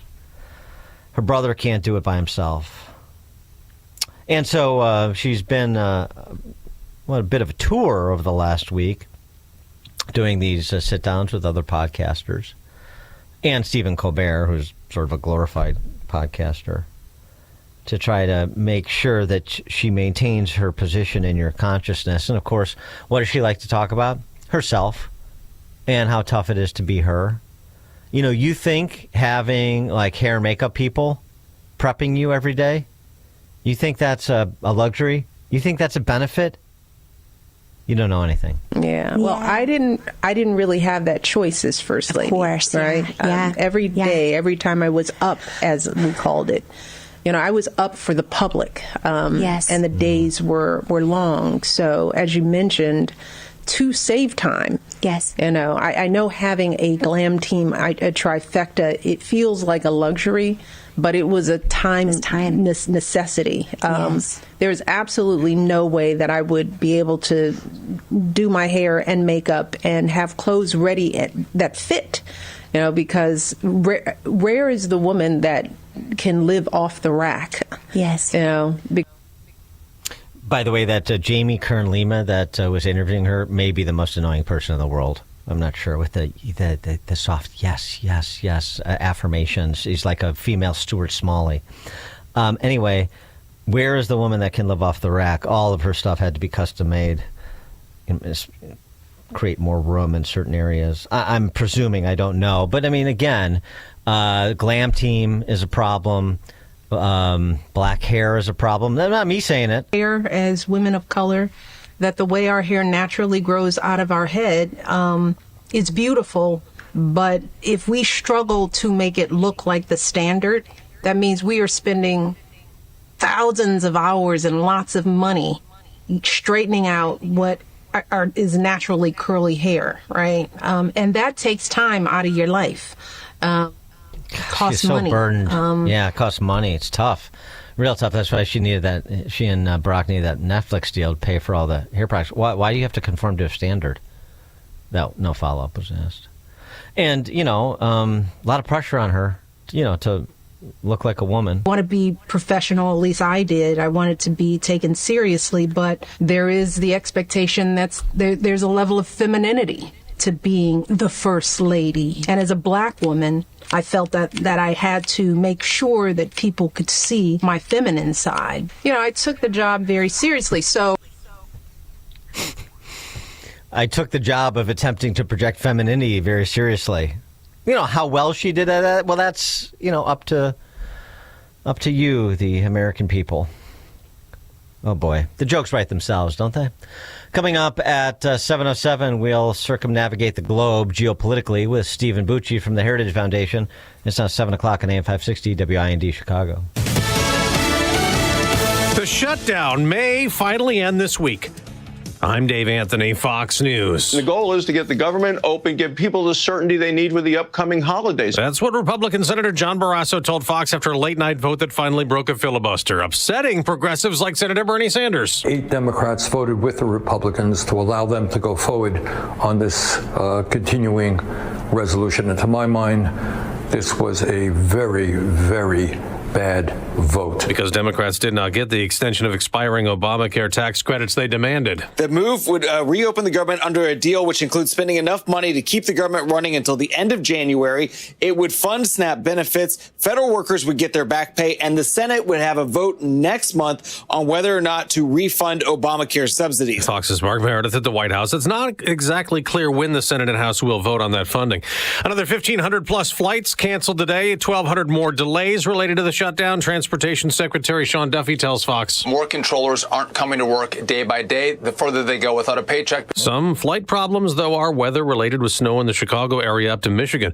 We're just getting word of more U.S. military strikes off the South American coast. Secretary of War Pete Hegseth posted on X they took out 2 more boats. He wrote, "We're trafficking illegal drugs, killing 6 people Hegseth calls narco-terrorists."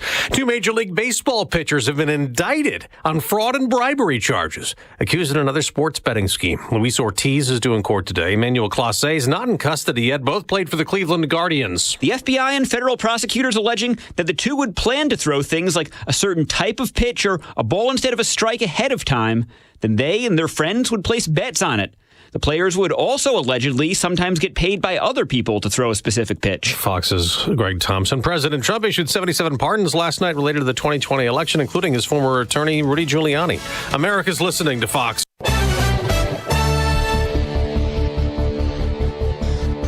Good morning. It is 28 degrees here in Chicago on AM 560, The Answer. I'm Stace Keene in the AM 560 newsroom. Chicago Mayor Brandon Johnson spoke before a UN panel asking for an investigation into what he says are, quote, human rights abuses by the Trump administration as immigration enforcement operations continue here in the Windy City. On Fox's The Big Weekend show, Borders' Tom Homan says the president isn't going to yield to the UN. The IOM, the part of the UN, helped fund the mass migration during the Biden administration 4 years, spending millions upon millions of dollars helping that migration, international migration, come to the United States. Meanwhile, Governor J.B. Pritzker has formed the Illinois Accountability Commission to gather information on offenses that are committed by ICE agents in order to prosecute them at the federal level in future Democratic administrations. DHS is reporting that attacks on ICE agents are up over 1,000% since January. A 59-year-old man has been charged with stealing an ambulance. According to reports, Lamont Hill has been charged with 19 felonies in response to the theft, including criminal damage to government property and kidnapping. Hill was arrested after stealing the ambulance and then leading officers on a chase throughout the city's west side, striking multiple vehicles. Hill is due in court this morning to answer to those charges. 1 person is dead and 2 others injured following a car accident on I-290 in Elmhurst yesterday afternoon. All lanes of I-290 westbound were closed for several hours while officials investigated and cleared the scene. News is a service of AlmostFreeTeeth.com. Think full mouth dental implants are too expensive? Think again. Not at AlmostFreeTeeth.com. With medical insurance, you can save thousands and receive your finally affordable dream smile. Check if you qualify today at AlmostFreeTeeth.com. A check of the roads is coming up in 2 minutes on AM 560, The Answer. Hugh Hewitt pleads to the Democrats. Tens of thousands of federal workers will be laid off and they will not be rehired if the Chuck Schumer shutdown continues. So if I were a government union representative, I would be on the phone to Senator Schumer, ask him to make his remarks brief, to the point, and reopen the government. The Hugh Hewitt Show, afternoons at 2, right before Sean Thompson at 4 on AM 560. The Answer. This is the time of the year most of us are checking off our holiday gift list. Identity thieves have lists too, and your personal information might be on that list. Protect your identity with LifeLock. LifeLock monitors hundreds of millions of data points every single second and alerts you to the threats you could miss yourself. If your identity is stolen, your own U.S.-based restoration specialist is going to work to fix it, guaranteed, or your money back. Make this season about joy, not identity theft, with LifeLock. Save up to 40% off your first year at LifeLock.com with the promo code BECK. Terms apply. This month, Pure Talk is supporting Canines for Warriors, a terrific organization that trains rescue dogs and then pairs them up with combat vets struggling with PTSD. This is why I switched to Pure Talk. Sure, I like the unlimited talk, text, and plenty of 5G data for just $25 a month, and you will too. But you will love being in business with a company that shares your values. Dial pound 250, say micro, and switch to an American wireless company that actually stands for something. Pure Talk. Sean Thompson here, and I'm with attorney Bert Hochberg from the law firm of Schiller, Ducanto, and Fleck. We're talking about divorce arbitration. This is not really a new, or is it a new, innovative way to go through divorce? Arbitration has been around for decades. It's completely legit and available to resolve divorce cases. The litigants and their lawyers sign an arbitration agreement. They identify what the issues are, and we set up dates, and we determine what experts and witnesses there may be. Arbitration is a hearing, a trial that is intended to finish a case efficiently with limited appeal, with a binding decision, and it's confidential, so it has some great characteristics. I think it's a unique alternative to divorce. For more information, please visit sdflaw.com and type Bert Hochberg into the search box. That's sdflaw.com or call direct 773-255-6150. Taking a look at the roads from the Team Hochberg Traffic Center, I'm Sue Aller. The roads are very dangerous right now. You need to be extra careful. We are shut down on the northbound side of Lakeshore Drive just before Oakwood Boulevard, and this is all because of a collision involving an overturned vehicle. Lots of fire department and police on the scene. You also want to watch out for a crash taking out the right lane on the Bishop Ford outbound at 159th Street, and then the Dan Ryan Express lanes slow down inbound at 43rd Street with another accident. Real busy on the Eden outbound just before Peterson Avenue, and this is all because of a crash. Delays go back to Montrose Avenue, and then you have an accident on the Eisenhower blocking the right lane inbound at Biesterfield Road. But these delays begin right at the Jane Addams, and then after that there's another crash, again inbound on the Eisenhower at Ridgeland Avenue. Traffic is a service of Fox Valley Coins. Chicago's Morning Answer continues next, but now we check their forecast from the National Weather Service. Today, expect a snow shower in the morning, followed by clouds clearing for some sunshine. It'll be windy and cold, impacting the morning commute, especially in northern Indiana with heavier snowfall. The high will reach 36.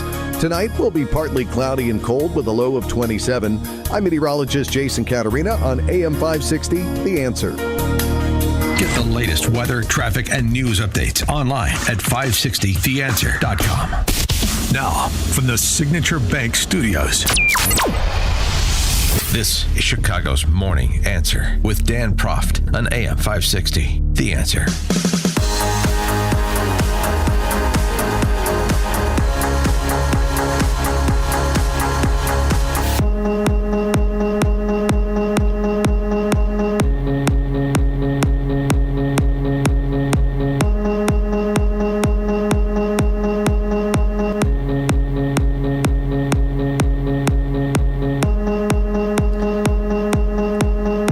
Top of the morning, Dan Proft here.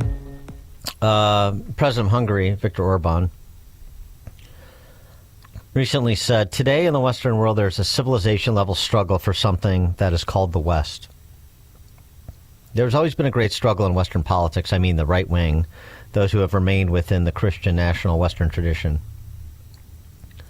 those who have built political programs on these foundations, and those who have stepped out of this tradition. This is the left-wing progressive world who also have an idea about the world, and the globalists are building their own power system. The struggle has been going on for 150 years in Europe, and now we have to fix this. You know, Orban's a complicated figure, sort of skeptical about him generally. I'm I find some of the things he's done as the head of state in Hungary problematic, particularly with respect to restrictions on a free press. But Rod Dreher, who's over there and has written somewhat extensively about Viktor Orban during his time in Budapest, has persuaded me to take a more expansive view of Orban. Anyway, it's not really about him. It's about what he said here about the fight for Western civilization, which is ongoing and which he sort of intimates Western Europe seems to be losing. Listen to this young girl who was interviewed at a march against asylum houses in Britain. And remember the backdrop here. Keir Starmer, two-tier Keir Starmer, has made all sorts of pronouncements about tightening up immigration enforcement in the UK and repatriating some immigrants that are there. Germany right now, MERS in Germany is talking about repatriating Syrian refugees. There's talk about it in some of these Western countries, but there's a bit of a divide between the talk and the action. And listen to this young girl talk about how she is treated by her friends and within school for participating in marches opposing these asylum hotels underwritten by British taxpayers. And what she wants. Doesn't seem like she wants a lot. Are you here today? I'm here to protect the kids and how I have the streets safer for when I have kids. Because I'm scared. Because I'm scared if anything's going to happen to me. Because being a white girl is really scary at this time. Loads of people call me racist for going to these, but I just want to be able to feel safe in my own community, and I just want to be able to walk the streets like my dad and my mum used to without a worry. Not going to school at the moment. What's happening there? People are calling me racist at school for going to the marches, and they're calling me far right, but the thing is I'm not far right. I respect everyone's cultures, their religion, where they come from and their background. I just want to be able to feel safe. I just want to be able to feel safe. And again, this is a country that was essentially denying something that Elon Musk was pointing attention to, that Dominic Green, our friend, did an excellent piece on for the Free Press that drew attention to this, including Musk's, these Pakistani rape gangs in certain communities outside of London. Going back to the story about the BBC we talked about earlier, what the press chooses to amplify and what it chooses to minimize or marginalize, the stories. The stories they want to tell and the news they're unwilling to report.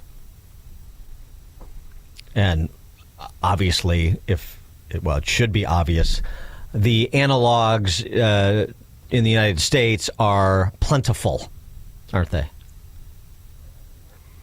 More on this topic and other geopolitical matters. We're pleased to be joined by our friend Stephen Bucci, who, of course, served in the Pentagon, Special Forces, now at the Heritage Foundation's Allison Center for Foreign Policy Studies.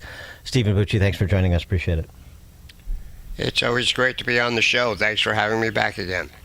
So let me just layer in another aspect of this in addition to what's going on in the UK, what's going on in Germany, what Orban had to say. These terror plots that were thwarted recently, one in Detroit by our FBI, 2 individuals arrested, plotting some sort of ISIS-inspired Bataclan anniversary attack, and 3 young women, like in their late teens and early 20s, arrested in Paris for doing the same, plotting an Islamist-inspired terrorist attack.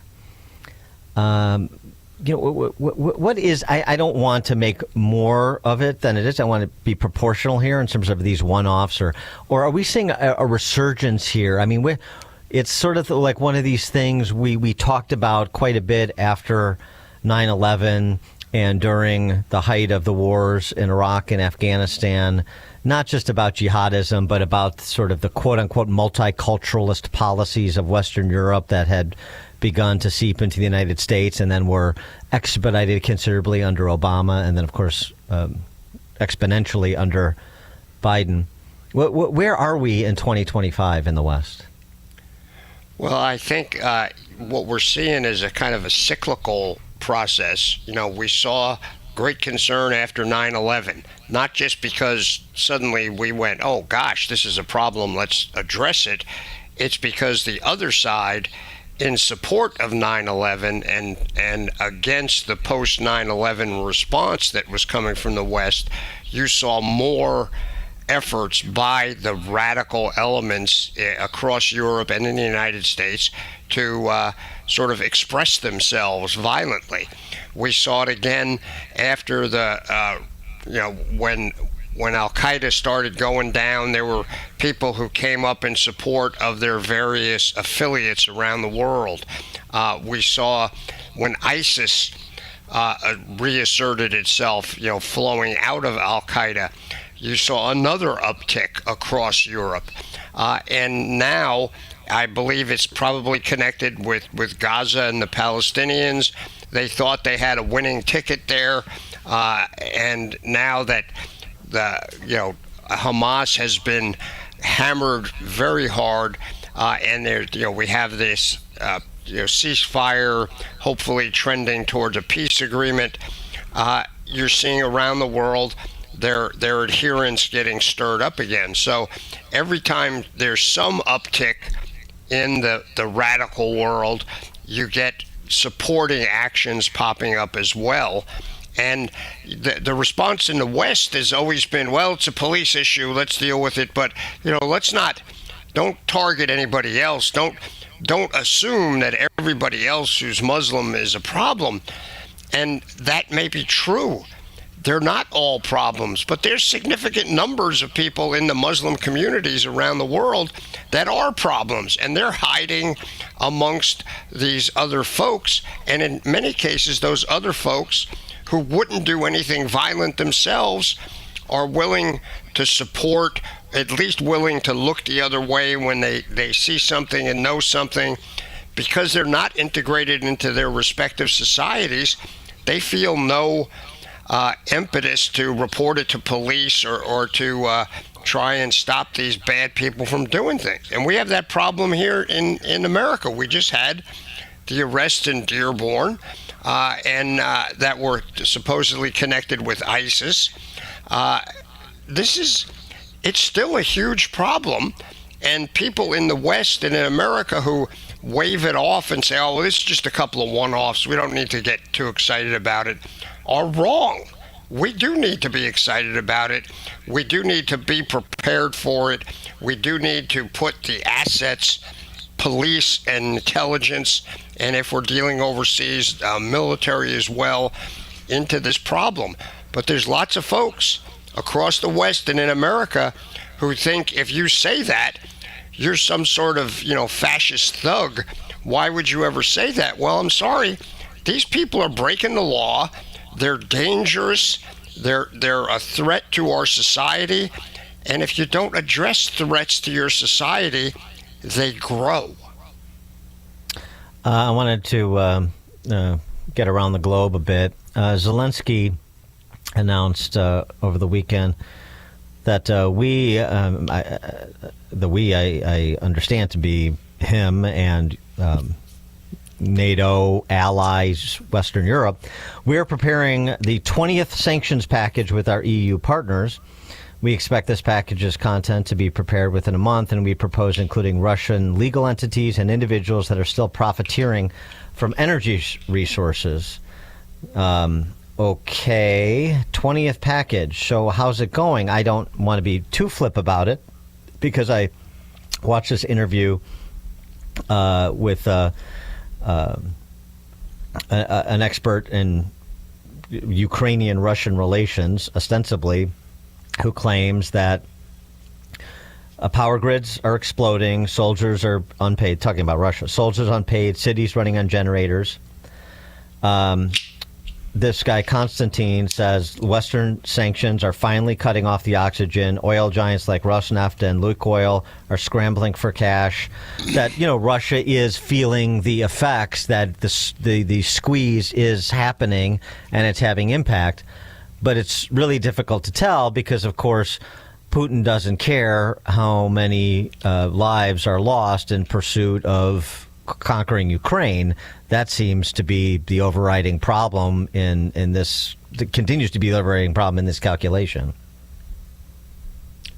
Yeah, whenever you use sanctions against an autocratic leader like Putin and the regime he heads, the uncomfortable truth is the first people affected by those sanctions are not the bad guys at the top. They're the population in general. And the theory is that if you go after that and you stir up enough dissatisfaction among those people in the street, as we would use that term in the Middle East, it applies in Russia as well, that they will put pressure on their leaders to make change. That's with somebody like Putin, who really doesn't give a flip about what is happening to his citizens or his soldiers or the people in the street. It makes a longer slog to get anything done. That's why you also try and hit the banks and things like that are going to hit the oligarchs and the people around Putin more directly. But it's still not going to cause them to go, oh gosh, yeah, this is bad, let's stop doing it in a week. So you have to stay at it. You have to continue to look for more potential targets for the sanctions. You have to keep going to keep the pressure on them. But even then, sanctions have, they've worked in other cases, but in a lot of cases they haven't. It's made the people feel good. It's kind of a virtue signal, but it's difficult. If you don't want to go to war with these bad guys, then you have to keep doing this diplomatic, economic stuff. And to be honest with you, it doesn't work as fast as dropping bombs on people. Well, and I mean, the other problem, of course, is that, the 20th sanction package Zelensky touts with he and his EU partners. Well, his EU partners are still buying energy from Russia. So, yep. I mean, it sort of undermines the sting a little bit. Oh, 100%. Sanctions, for the most part, historically, if you look across the modern era and their use, have been tragically porous. I mean, there's stuff that people are cheating. In some cases, they're not even cheating. They're using just staying within the rules for those sanctions. They're touted in the press by the politicians. But in reality, if you put a microscope to them or even just a light, you realize, gee, these are not as devastating as our leaders are telling us they are. So I don't know how you change that, Dan. I really don't. It's you have to hope you get leaders on the good guys' side. Yep. Did we lose Stephen? Try and do this stuff well and with effectiveness. But again, if people think this is going to change overnight, it's not. I hate to bring him in because I don't think he's a terribly important figure, but I could be underestimating him. I'm talking about the Marxist president of Colombia, Petro, who keeps sort of running off at the mouth, much in the vein of like a Nicolas Maduro in Venezuela, who he's, buddies with, along with the Cubans, and I'm talking about the Marxists, the Marxists together in Central and South America. This is nothing new, but he's threatening Trump. Don't wake the jaguar. Talking about any sort of attacks that could come Colombia's way as he's watching the Trump administration take out narco terrorists. Mainly emanating from Venezuela, but not limited. This is a guy who's previously said that if we can't change Trump, then we'll have to take him out. Petro, as an individual head of state in Colombia, or at Columbia, because it's really not different than Columbia University as far as I can tell, but in Columbia, and those that he's allied with, that sort of Marxist junta in Central and South America. Like, other than narco-terrorism, is there anything else that concerns us about them? No. If you mean, are they a military threat to us? No. I've worked with the Colombians. I've worked with the Ecuadorians. We've I had a Venezuelan classmate at West Point. That was before all these dictators were in there. But they're fine folks. They can be really good soldiers. They're not 10 feet tall. There's not very many of them, and they can't get here from there. So no, they have no capability to strike out. Now, if they want to try and assassinate the president of the United States, I guess they can try that. But for all the other issues about the Secret Service, they're really pretty good at doing their job and stopping assassination attempts. So, unless this guy thinks he's actually Carlos the Jackal and is going to come and do something like that, a lot of that is myth. And apparently communist leaders tend to have myths about themselves in their own minds, and most of them have never done jack with a weapon or anything else. So, although this guy Petro was a member of a terrorist group when he was young, not a kid, but when he was young. Well, that's what I understand. Yeah. No, I mean, I understand. I don't think anybody's shaking in their boots up here. Yeah, no, but I mean, it's more just like it's not so much shaking in their boots about Petro, but it's more like, is there anything sort of neo-Monroe doctrine oriented, which Trump seems to be a proponent of, anything we need to do in the hemisphere other than what the Trump administration is doing when it comes to these assorted Marxist heads of state? Well, I think what they're doing is a great start. We need to look for other opportunities, not to go slap around every country in Latin America. Most of them are pretty useful partners and good folks. But the ones that are problematic, we probably need to put them on notice and say, hey, look, if you really want to play that game, we can help the people who are working against you. And we can do it in ways that never shows up in the newspapers. So if you'd like us to turn that on, I suppose we could probably do that. Now, one of the problems we have is we have basically a fifth column here in America that don't want this particular president to do anything that might be beneficial, because that then he accrues credits in the mind of the public, and they would rather see America at a disadvantage than see this president get credit for anything. I think that's kind of silly.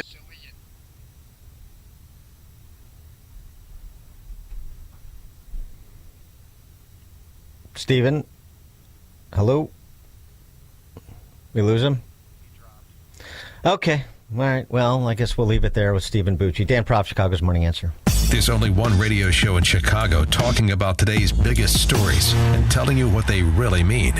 That show is this one, Chicago's Morning Answer on AM 560, The Answer. Signature Bank is Chicago's fastest growing independently owned business bank. It's a bank where relationships still matter. I'm Dan Proft, and I know this because Signature Bank is my business bank. Hi, I'm Tony Dreyfus, founder and president of Metropolis Coffee Company and a proud new customer of Signature Bank. We're a 19-year-old specialty coffee roaster located in the heart of Chicago. Some of your favorite restaurants and cafes serve our coffee. As a small business manufacturer, we understand the importance of working with the right bank, and that's why we made the move to Signature Bank. We were tired of the impersonal service that our large bank had provided. A friend referred us to Signature Bank, and their team was on site to understand our operations firsthand. They provided us the working capital to continue our successful business operations and to fuel our ambitions for innovation and growth. We now have the flexibility to grow at our own pace. That personal touch, you can't find that at a large bank, but we found it at Signature, and we can't thank them enough. Signature Bank helps local businesses succeed. Let Signature Bank turn your business vision into reality. Visit signaturebank.bank. Member FDIC, equal housing lender. I've been screwing up all the chores at home. Hey, we all make mistakes. But darn it, my wife still isn't mad at me. You want her to be mad? Yeah, so I can sleep on the James sofa from Penny Mustard. With the extra deep seats. And ultra high density foam cushions. You're messing up on purpose so you can sleep on the James sofa? I gotta admit, it's a pretty good plan. The James Sofa, starting at $22.96 at Penny Mustard. 7 Chicagoland showrooms. PennyMustard.com. Better versions of what people want. When the power goes out, life stops. Heat, AC, fridge, phones, all gone. But with a Generac home standby generator from True Power Generator Service, your home powers back on automatically, so you're never left in the dark. Book your consultation today at TruePowerGenerator.com. That's TruePowerGenerator.com. Plus, 560 listeners get a free 10-year extended warranty. Terms and conditions apply. Call for details. True Power Generator Service and Generac. It's not just a generator, it's a power move. Imagine spending your holiday season with family, not IT headaches from work.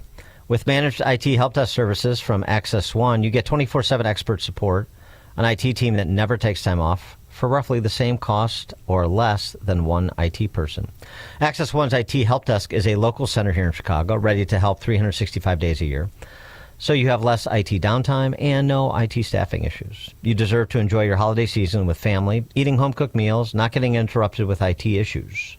Access One can give you peace of mind during the holidays and beyond. It's a gift to yourself and your company.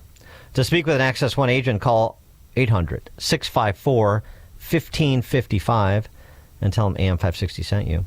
Access One is also now offering a 90-day risk-free trial so you can discover how they fix IT for good. Learn more at accessoneinc.com/guarantee. That's Access One, the number spelled out, O-N-E. accessoneinc.com/guarantee, or call 800-654-1555. IT support tickets piling up? Not anymore. Hand off your help desk to Access One. Visit accessoneinc.com/guarantee. Priority tax relief. Attention taxpayers, if you owe $5,000 or more, have fallen behind on filings, or missed an IRS deadline, you're already on the IRS's radar. The IRS has resumed aggressive collections. That means wage garnishments, bank levies, even seizures of your home, car, or retirement accounts. If you owe $5,000 or more and missed the deadline, you're stacking new debt on top of what you already owe. Call Priority Tax Relief now. Their experts fight back fast and save their clients millions in tax debt every month. I owed over $50,000, and they settled it for pennies on the dollar. These guys are legit. After speaking on my behalf with the IRS, my entire debt of $25,000 will be eliminated. Call for your free consultation. 800-697-3208.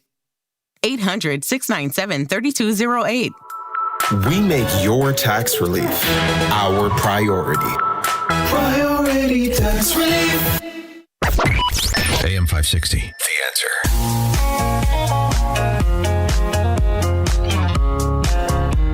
Top of the morning, Dan Proft coming up at 7:37. The Dear Chicago full-page ad. I'm going to bring it to you because it's in the Tribune, so you would never otherwise see it or know about it. But it's relevant in the sense of who the signatories are and what that means for Chicago and what that means for Illinois. And that what that means to the question that was posed earlier in the show. What's the point of being an Illinois Republican? 7:37. Now we check the headlines. Good morning. It is 28 degrees here in Chicago on AM 560 The Answer. I'm Stace Keene in the AM 560 newsroom. One person has died and 2 others injured following a car accident on I-290 in Elmhurst yesterday afternoon. All lanes of I-290 westbound were closed for several hours while officials investigated and cleared the scene. The Get Covered Illinois division of the Illinois Department of Insurance says Illinoisans who are enrolling in state-based health coverage can expect an average 78% increase in monthly premiums for 2026, with higher price spikes expected in Southern Illinois. Nearly 466,000 people purchased health coverage through Get Covered Illinois during the open enrollment in 2024, a 17% increase from the previous year. For coverage starting January 1st, customers must enroll by December 15th. More information is available at getcoveredillinois.gov or by calling 866-311-1119.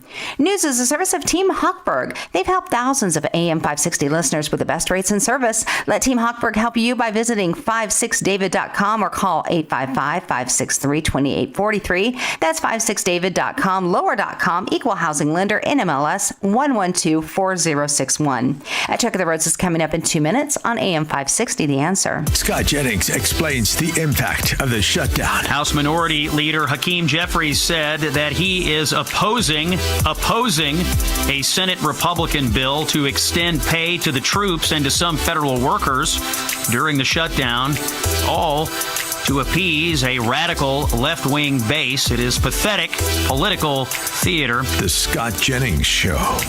Weekdays at 1, right before Hugh Hewitt at 2 on AM 560. The Answer. Hey, it's Scott Tucker, and I'm here with Amy Jacobson from Retirement Dakota with Scott Tucker and Amy Jacobson here on AM 560, The Answer. Now, I'm a financial advisor, and Amy's the co-host for our program. You know, Amy, recently President Trump signed the One Big Beautiful Bill Act. A lot of folks aren't realizing, Amy, that if they have highly appreciated assets, they can potentially tax defer the capital gains tax, place that money into a qualified opportunity fund, and then 10 years from now, get back out of that investment and pay no capital gains tax on either investment. Have you heard of such a thing, Amy? I did not know about that. That seemed to be hidden in the bill. It's only 900 some pages. Yeah, we have to pass it to see what's in it. An easy beach read, yes. Yes. And now there's another thing in the bill as well, Amy.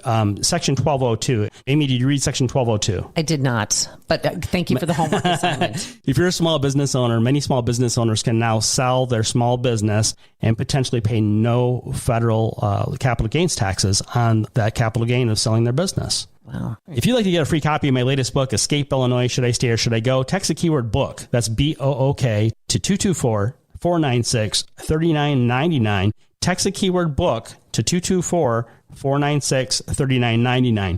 In addition to the free copy of my latest book, Escape Illinois, Should I Stay or Should I Go? You'll also get our entire Retirement Decoded toolkit.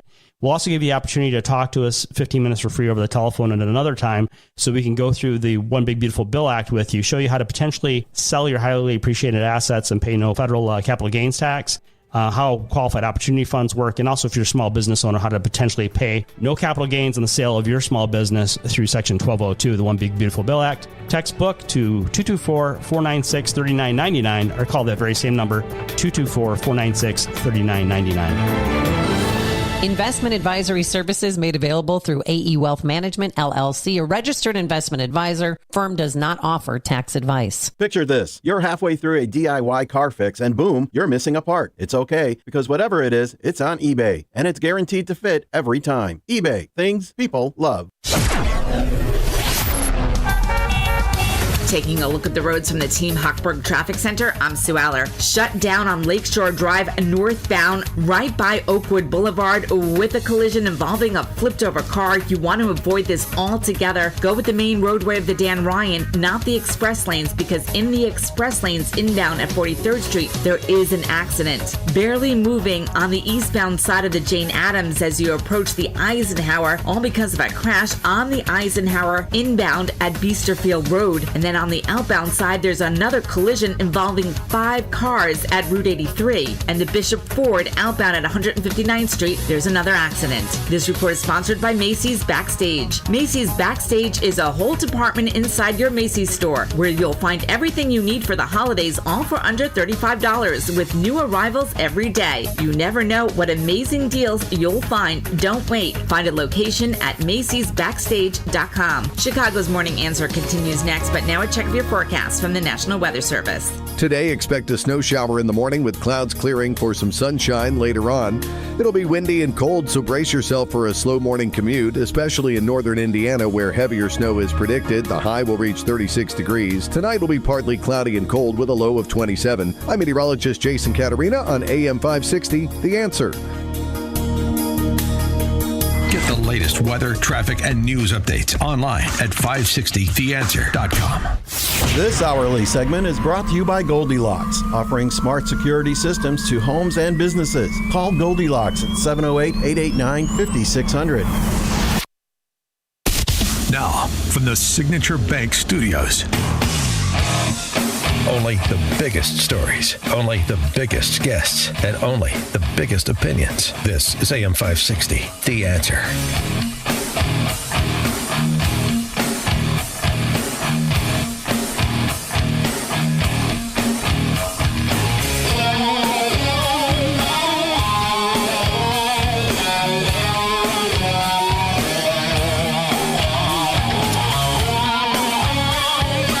of the morning, Dan Proft here.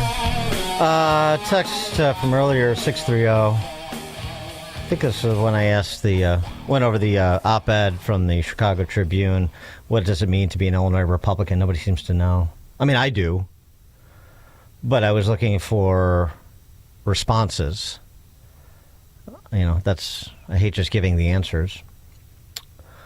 Text from 630. Please ask Dan to provide something positive for Illinoisans. Give us a how-to suggestion or a positive effort like Ted Dabrowski's. Find something we can believe in or tell us what we need to do. I feel so terrible every day after I listen to Dan. Like there's absolutely no hope in the world for Illinois. Not what I said. My response to that is, well, first of all, I promote ideas and suggestions, including Ted Dabrowski and other candidates before, and other policy proposals before, all the time. But the predicate question to all of those alternatives, both in terms of policy and candidates, is the predicate question, who wants to put in the fight? Because if the response to that is silence, then I don't think my property tax reform idea is going to inflame the heart and mind. In fact, I've tried it. Spent lots of other people's money trying it over several campaign cycles to no great effect. And I don't mean everybody who's made an announced candidate says I want to fight. They don't. Some do, some don't. I'm not talking about political wannabes, and I'm talking about wannabes for like a political career in office. People that are looking to be somebody important because they got a title, or people that are looking, they're in a little office right now and they want to be in a little bigger office. And so the maybes and the wannabes, that's not who I'm talking about. I'm talking about actual people, including those not running for office, who want to stand up and be counted. Because that's the only way. So, please spare me the cop-outs, because I will attack them. I mean, if that's what comforts you, fine. We can't win because voter fraud. Well, Cook County has a storied history, and so do some other counties around the state. Jackson County has storied history in curious elections, to be generous, and yet we've won them. It's the media. Same answer. It's positive alternatives. Same answer.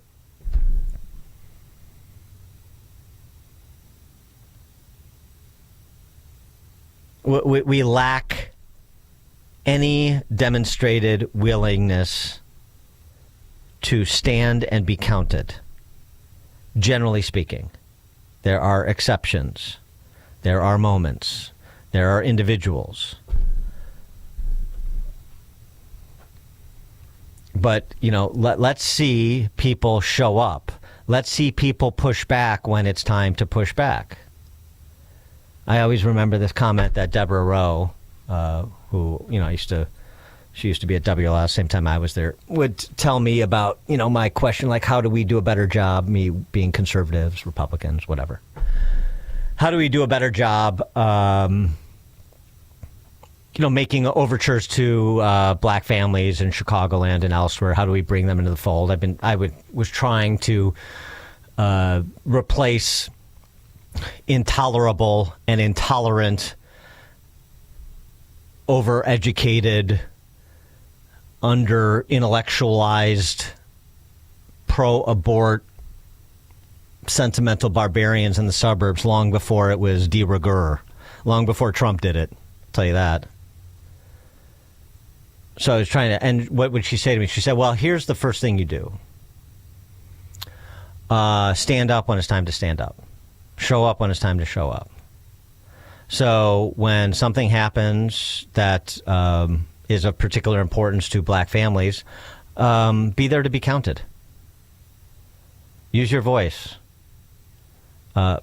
Provide whatever help you can provide in a particular moment. So it's the same thing I'm saying. We have some, we don't have enough. There are all sorts of intersection points. Forget the party structure. It's like when the Conservative Party in Britain self-immolated, the rise of Nigel Farage. Well, we don't have the rise of, or the Republican Party was sort of circling about, was going to present mainly the same thing in 2016, and people wanted something very different, and in enters Trump to stoke the revolt. We haven't seen that yet. But don't tell me there aren't intersection points, because there are candidates, including for high office, and there should be real motivation to challenge one of the most noxious politicians or political tandems that has ever beclowned and despoiled Chicago and Illinois, and I'm talking about JB and BJ. I mean, if deposing them doesn't motivate you, including with sort of positive, center cut, common sense, conservative reform ideas as the backfill, then I'm not sure what will. So don't tell me I'm cursing the darkness when all I'm doing is describing the landscape. I mean, this is the same thing as people say, get Chicago out your mouth. Right. I'm the problem. John Cass is the problem. Anita Padilla is the problem. The people who lit the match that engulfed the institutions, they're not the problem. It's the people saying, do you notice that conflagration? They're the problem. The people describing it are the problem. The people that did it are not. That is pathological. We have a very difficult time speaking with moral clarity on our side for some reason, while the other side speaks in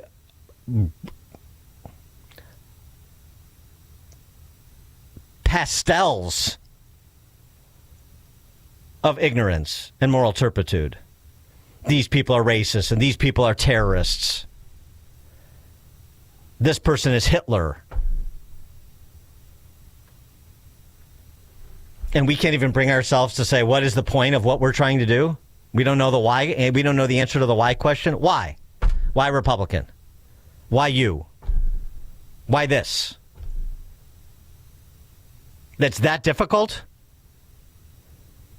Stand up and tell your personal story. Post it. What's happened to your home with confiscatory property taxes? What's going on at your kid's school? What happened when you tried to get your kid into U of I with a 35 ACT and a 4.0, and he got sidelined by a Chinese Communist Party official's kid paying full freight? Honestly. How about business leaders? Let's talk about business leaders. How about getting some business leaders to respond to this Dear Chicago open letter? Full page ad in the Tribune. What's that go for these days? About 25 cents? But that's not the point. The point is the illustration of it. I love all those people run around decrying fascism in a city where everything is rolled into the state, meaning the city government, and in a state where everything is rolled into the state. What did we talk about last week with Ken Griffin's comments about having just left a failed city-state called Chicago and Illinois, and comparing and contrasting his experience, at dinners with colleagues and friends in Chicago versus Miami? And I mentioned the story that, like, the main industry in Illinois is not agribusiness, it's not logistics, it's not financial services. The main industry is the anti-industry of government. And its business is giving builders of businesses the business. If that's unfair, then somebody tell me it's unfair. If that's inaccurate, then tell me it's inaccurate. And tell Ken Griffin, too, while you're at it. All these people are so sophisticated. They really get it. They really understand it. Closed network kleptocracy. And the people on the outside can't see the same thing and say the same thing? What are you protecting? Oh, I'm protecting that they won't turn their sights on me. Wow, well, that's inspired. How do you think that's going to go then, if everybody takes your attitude?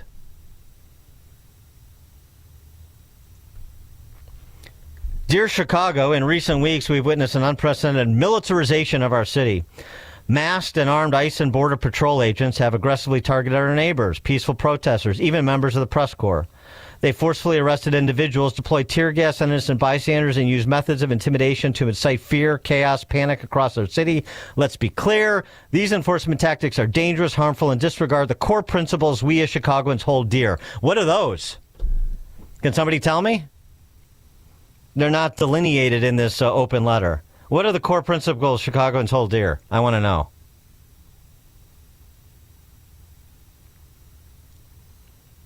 That first paragraph, you would thought this letter was written by Brandon Johnson, wouldn't you?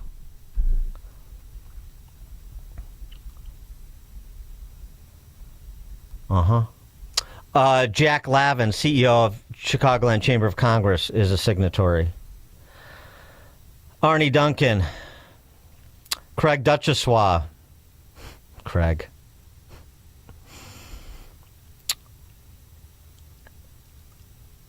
Rick Estrada, President and CEO of Metropolitan Family Services. Richard Price, Chairman and CEO of Mesero.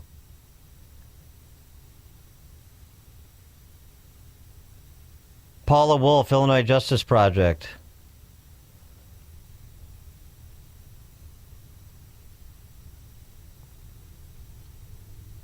I mean, most of these foundations, all the foundations are present and accounted for. The Joyce Foundation, the John D. and Catherine T. MacArthur Foundation. Well, they feel completely insulated from any political repercussions, obviously. Why is that? Not that and again, I don't want to overstate it. Most of these people are at the trough. And to the extent they're in business, they're politicized businesses. Mesero, I don't want to lose my muni bond business. Bond deals. So, they're part of the rent-seeking kleptocracy. I mean, you don't have a lot of industrialists and other entrepreneurial members of the entrepreneurial set here. You have mainly political functionaries of one sort or the other. You know that when my Father Flager's name is on the list. But still,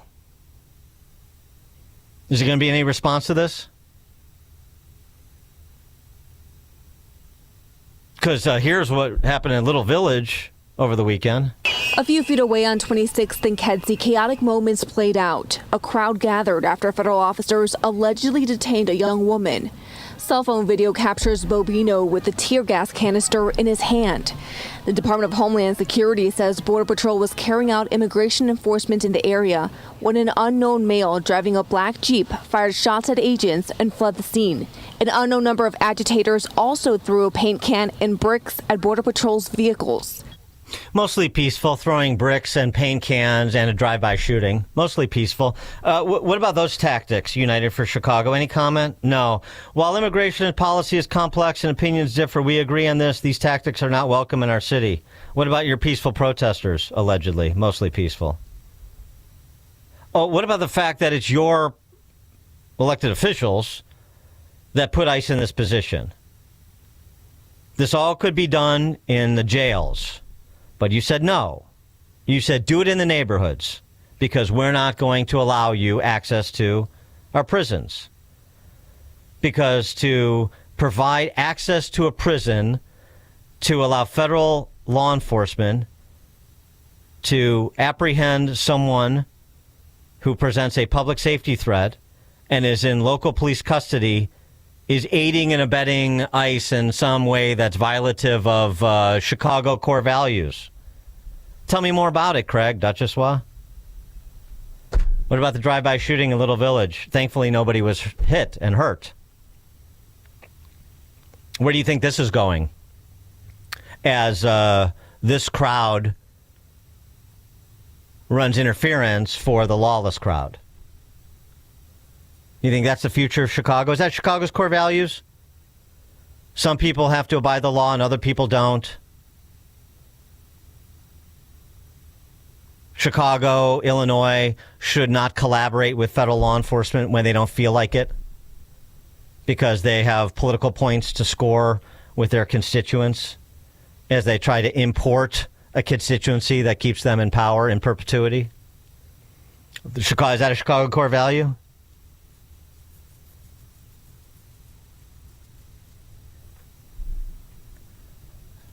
George in Libertyville. Dan, good to hear your voice. A couple of comments before I ask you my question. Number one, I turned on X this morning, and you might have reported this earlier, the 2 dead bodies laying on the sidewalk downtown. That was disgusting. Number two, the Chicago Tribune. Were those the two jewelers that got shot over the weekend, or is this another two? Yeah, I'm not sure. It was. I couldn't believe it. And then the Chicago Tribune's reporting that rag isn't worth the bottom of the birdcage it ends up on. But my question for you is there one or two Republicans that you are excited about going forward? Thanks, buddy. Yeah, thanks for the call, George. Yeah, right now, Ted Dabrowski and Kerry Mendoza. There's your last best hope. So Republicans want to do something and demonstrate they are going to put in a fight and try to advance the flag of conservative reform and do so in a way that represents thought has occurred and a intelligent assessment has been made. Fortunate that Dabrowski is running for governor, because otherwise there would be no option and no chance. So there's your greatest opportunity. But no, I know. Oh, but he can't. Pritzker has all this money, and Illinois is this state, and he can't win. Well, okay. Again, if you want to rationalize inactivity, if you want to rationalize fatalism, all I can do is point you and say you could do this, you could do that. I'm sure there's a state legislative candidate or two, a congressional candidate or two around the state where you are. A private school trying to, maintain its viability after the scholarships were taken away by Jelly Belly and Chris Welch and this same power structure. I see these stories too. Some businesses have lost. You have to pay attention so you can push back. Some businesses that employ illegal immigrants essentially have lost 50% of their revenue, or so on and so forth. We have all these people in this city illegally who are contributing and working. I'm sure we do. Not disputing that. We also have the highest black unemployment rate of any major city in the country. So for all those noblesse oblige, we need to provide opportunities for underserved minority communities. What do you have to say about that? It's very easy to look at this myopically, isn't it? As long as you don't attach the understanding of how we got to this place or the implications of what you're proposing. If you don't do that, then it's very easy just to, be a sentimental barbarian. I know this person, and so the rules don't apply like they apply to everyone else. That's a Chicago core value. For me, but not for thee. To thee, but not to me. There's a Chicago value. I should trademark it and print T-shirts. Rick in Downers Grove. Hey, good morning, Dan. Hey, I think the core values of Chicago and Illinois are crime, criminals, and corruption. That's what they believe in. That's what they live for. And I don't think it's going to change. These people are just so embedded with that philosophy that I don't think they're ever going to change. They love it. All right, Rick. Greg, Jefferson Park, quickly. Hey, good morning, Dan. The problem I got is all the, throwing the bricks and all this other stuff, shooting at these guys. When somebody innocent gets hurt, then the left blames ICE or the federal government for this. If they weren't doing here, disappearing people wouldn't have happened. Have a good Exactly. Thanks, Greg. If we just wouldn't enforce the law, then we wouldn't have any violence. Sure, of course. It'd be no problem. We just have to take the decarceration, non-prosecution, defund the police, replace them with social workers, kind of carefree attitude. And it would be, a Chicago that reflects our values. It's astounding.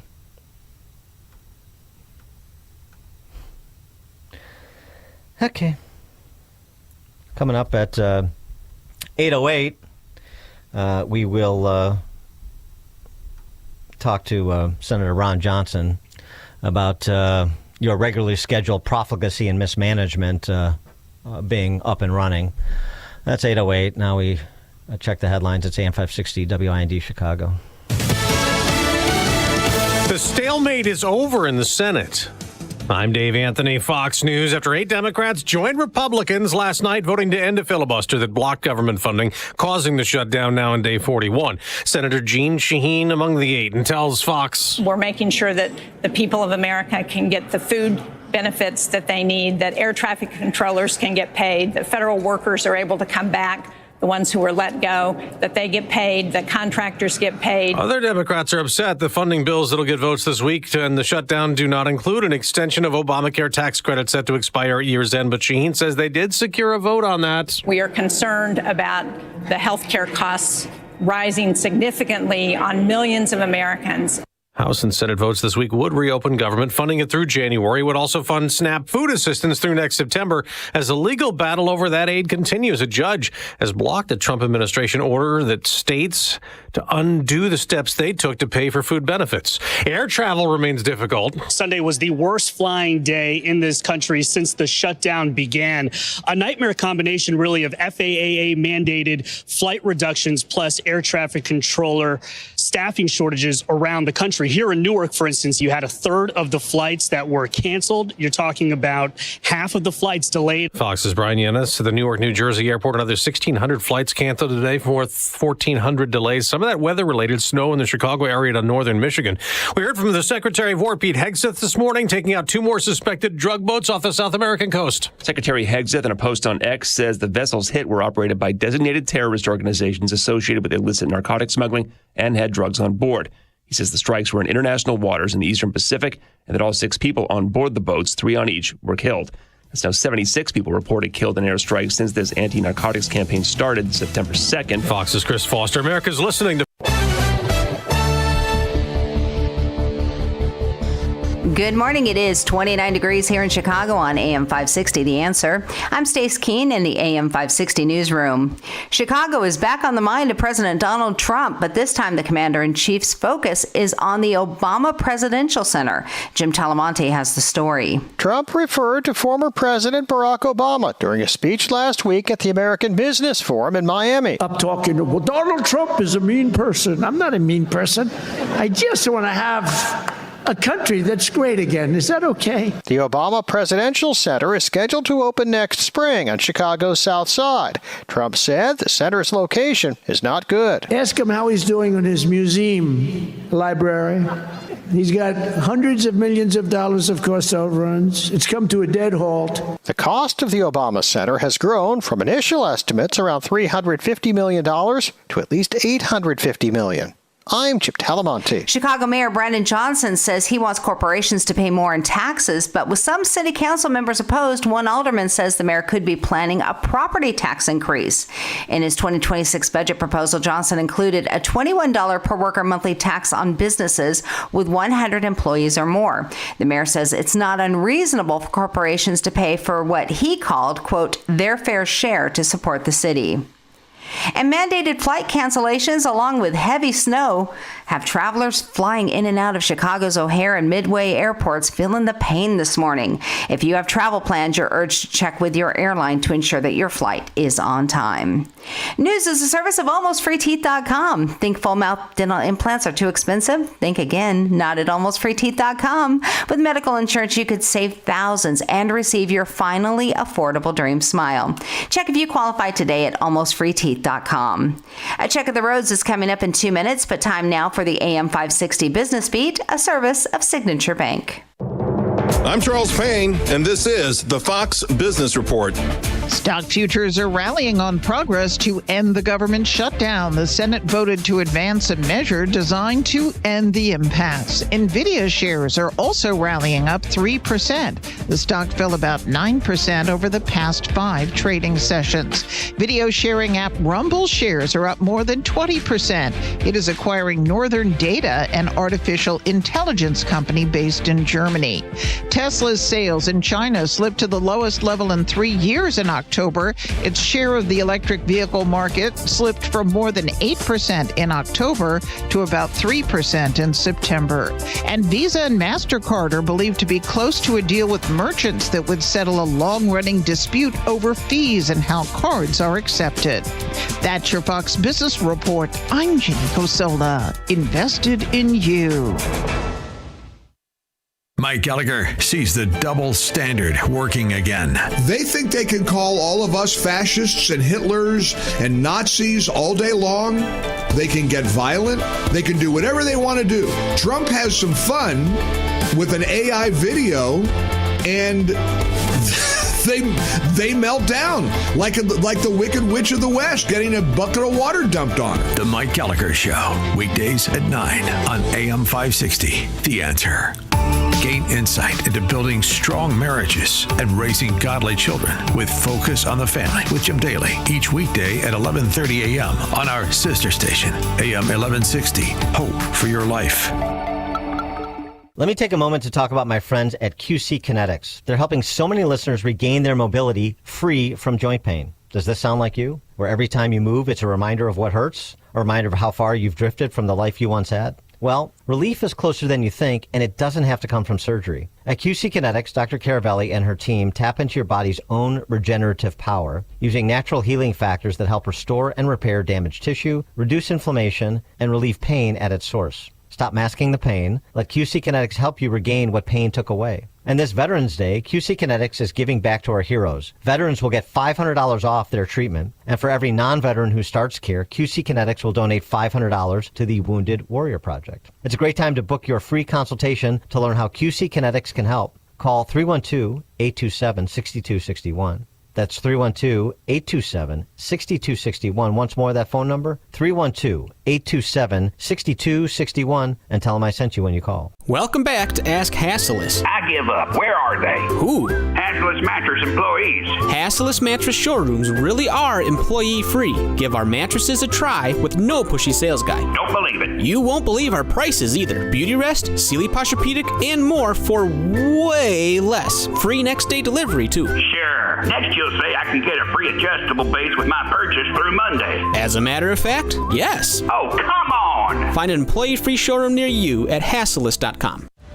Salem News Channel is America's fastest growing conservative TV network. It's an absolute crazy day. Home to the largest lineup of free speech champions anywhere, delivering in-depth insight and unapologetic opinion on today's biggest news stories. Americans aren't going to put up with this anymore. SNC brings you the news that matters, told with integrity and clarity. Watch Salem News Channel free 24/7 on your television. Stream now on Samsung TV Plus, channel 1177.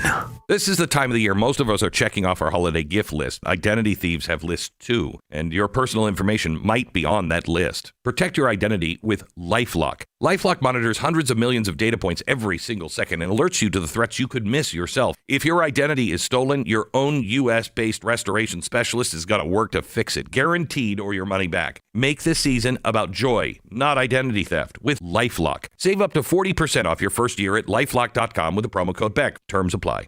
This month, Pure Talk is supporting Canines for Warriors, a terrific organization that trains rescue dogs and then pairs them up with combat vets struggling with PTSD. This is why I switched to Pure Talk. Sure, I like the unlimited talk, text, and plenty of 5G data for just $25 a month, and you will too. But you will love being in business with a company that shares your values. Dial pound 250, say Micro, and switch to an American wireless company that actually stands for something. Pure Talk. Don't miss In Grace with Pastor Jim Scudder Jr., now heard on Sunday mornings at 7:30. Tune in and find hope as Jim Scudder explores God's Word and His world each Sunday morning right here on AM 560, The Answer.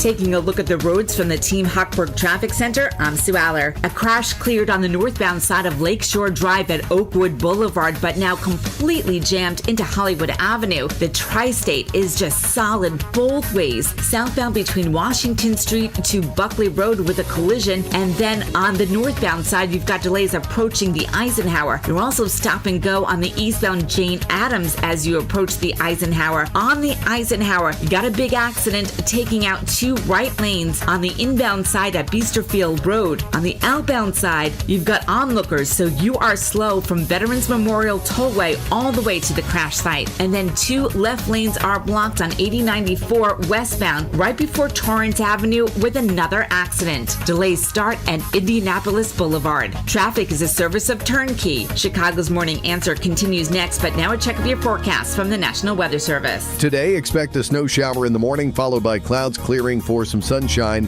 It'll be windy and cold, impacting the morning commute, especially in northern Indiana with heavier snowfall. The high will reach 36. Tonight will be partly cloudy and cold with a low of 27. I'm meteorologist Jason Caterina on AM 560, The Answer. Get the latest weather, traffic, and news updates online at 560theanswer.com. Now, from the Signature Bank Studios, this is Chicago's Morning Answer with Dan Proft on AM 560, The Answer.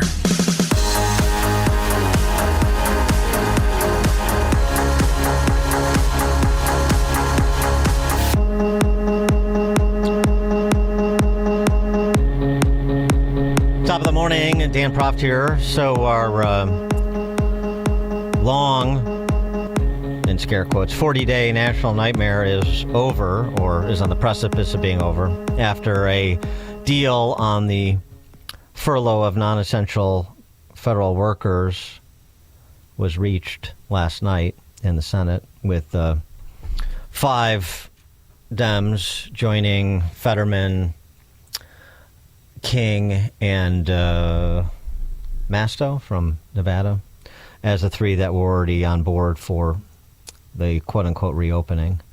So now we're back to our sort of regularly scheduled profligacy and mismanagement of the federal government. Pressure was coming from both sides, of course, particularly with reductions in air travel, with more pending and presaged by Transportation Secretary Sean Duffy.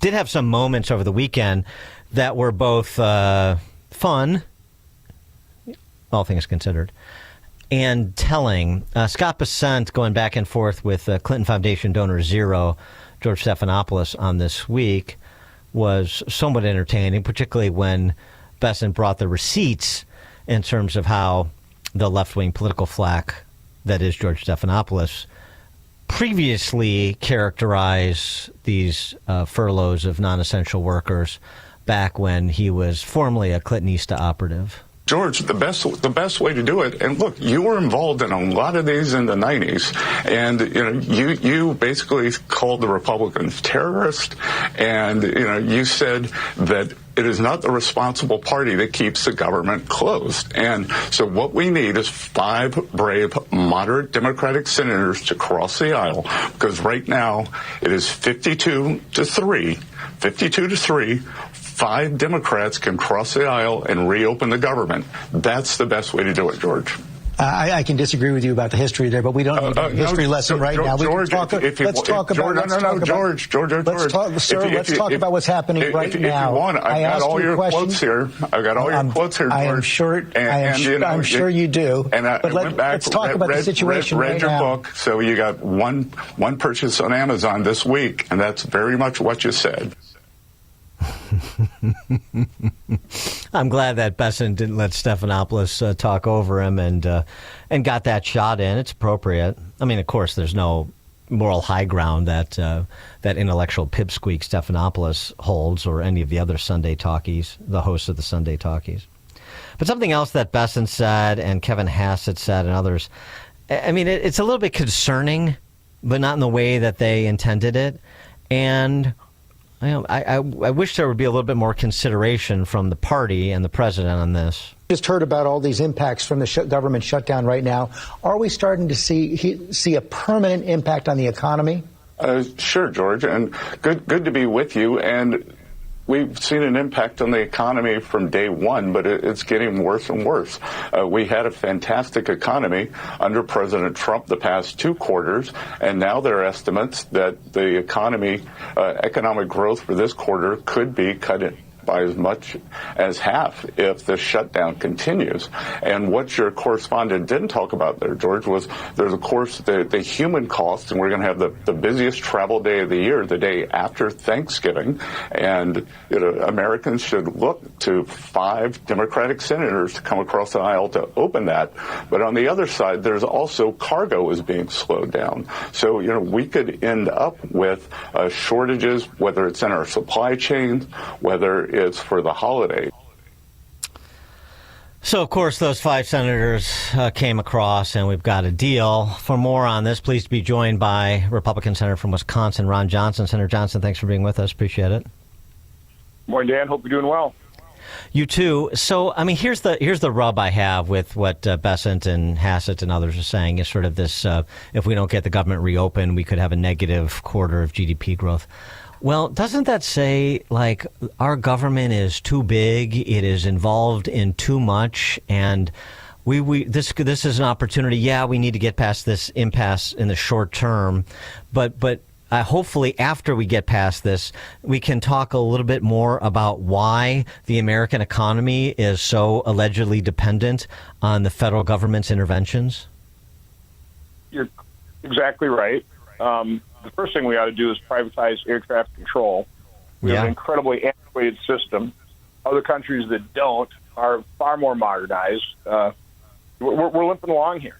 And obviously that was the real pinch point. I think that's, in the end, what caused the 5 Democrats, and I appreciate the fact they did it, to cross over and begin the process of reopening the government. We're not there yet. Hopefully the entire Democrat caucus will let us do this quickly. Get it done today so the House can come back in here and we can get things back up and operating. It'll probably take a while to get the airports straightened out. These things do have very negative economic consequences, which is why I proposed the real solution, which is the Eliminate Shutdowns Act. This never has to happen again. This is just so unbelievably simple. But the problem we have right now as Democrats do not want the economy to do well under Trump and Republicans. That's how cynical this is.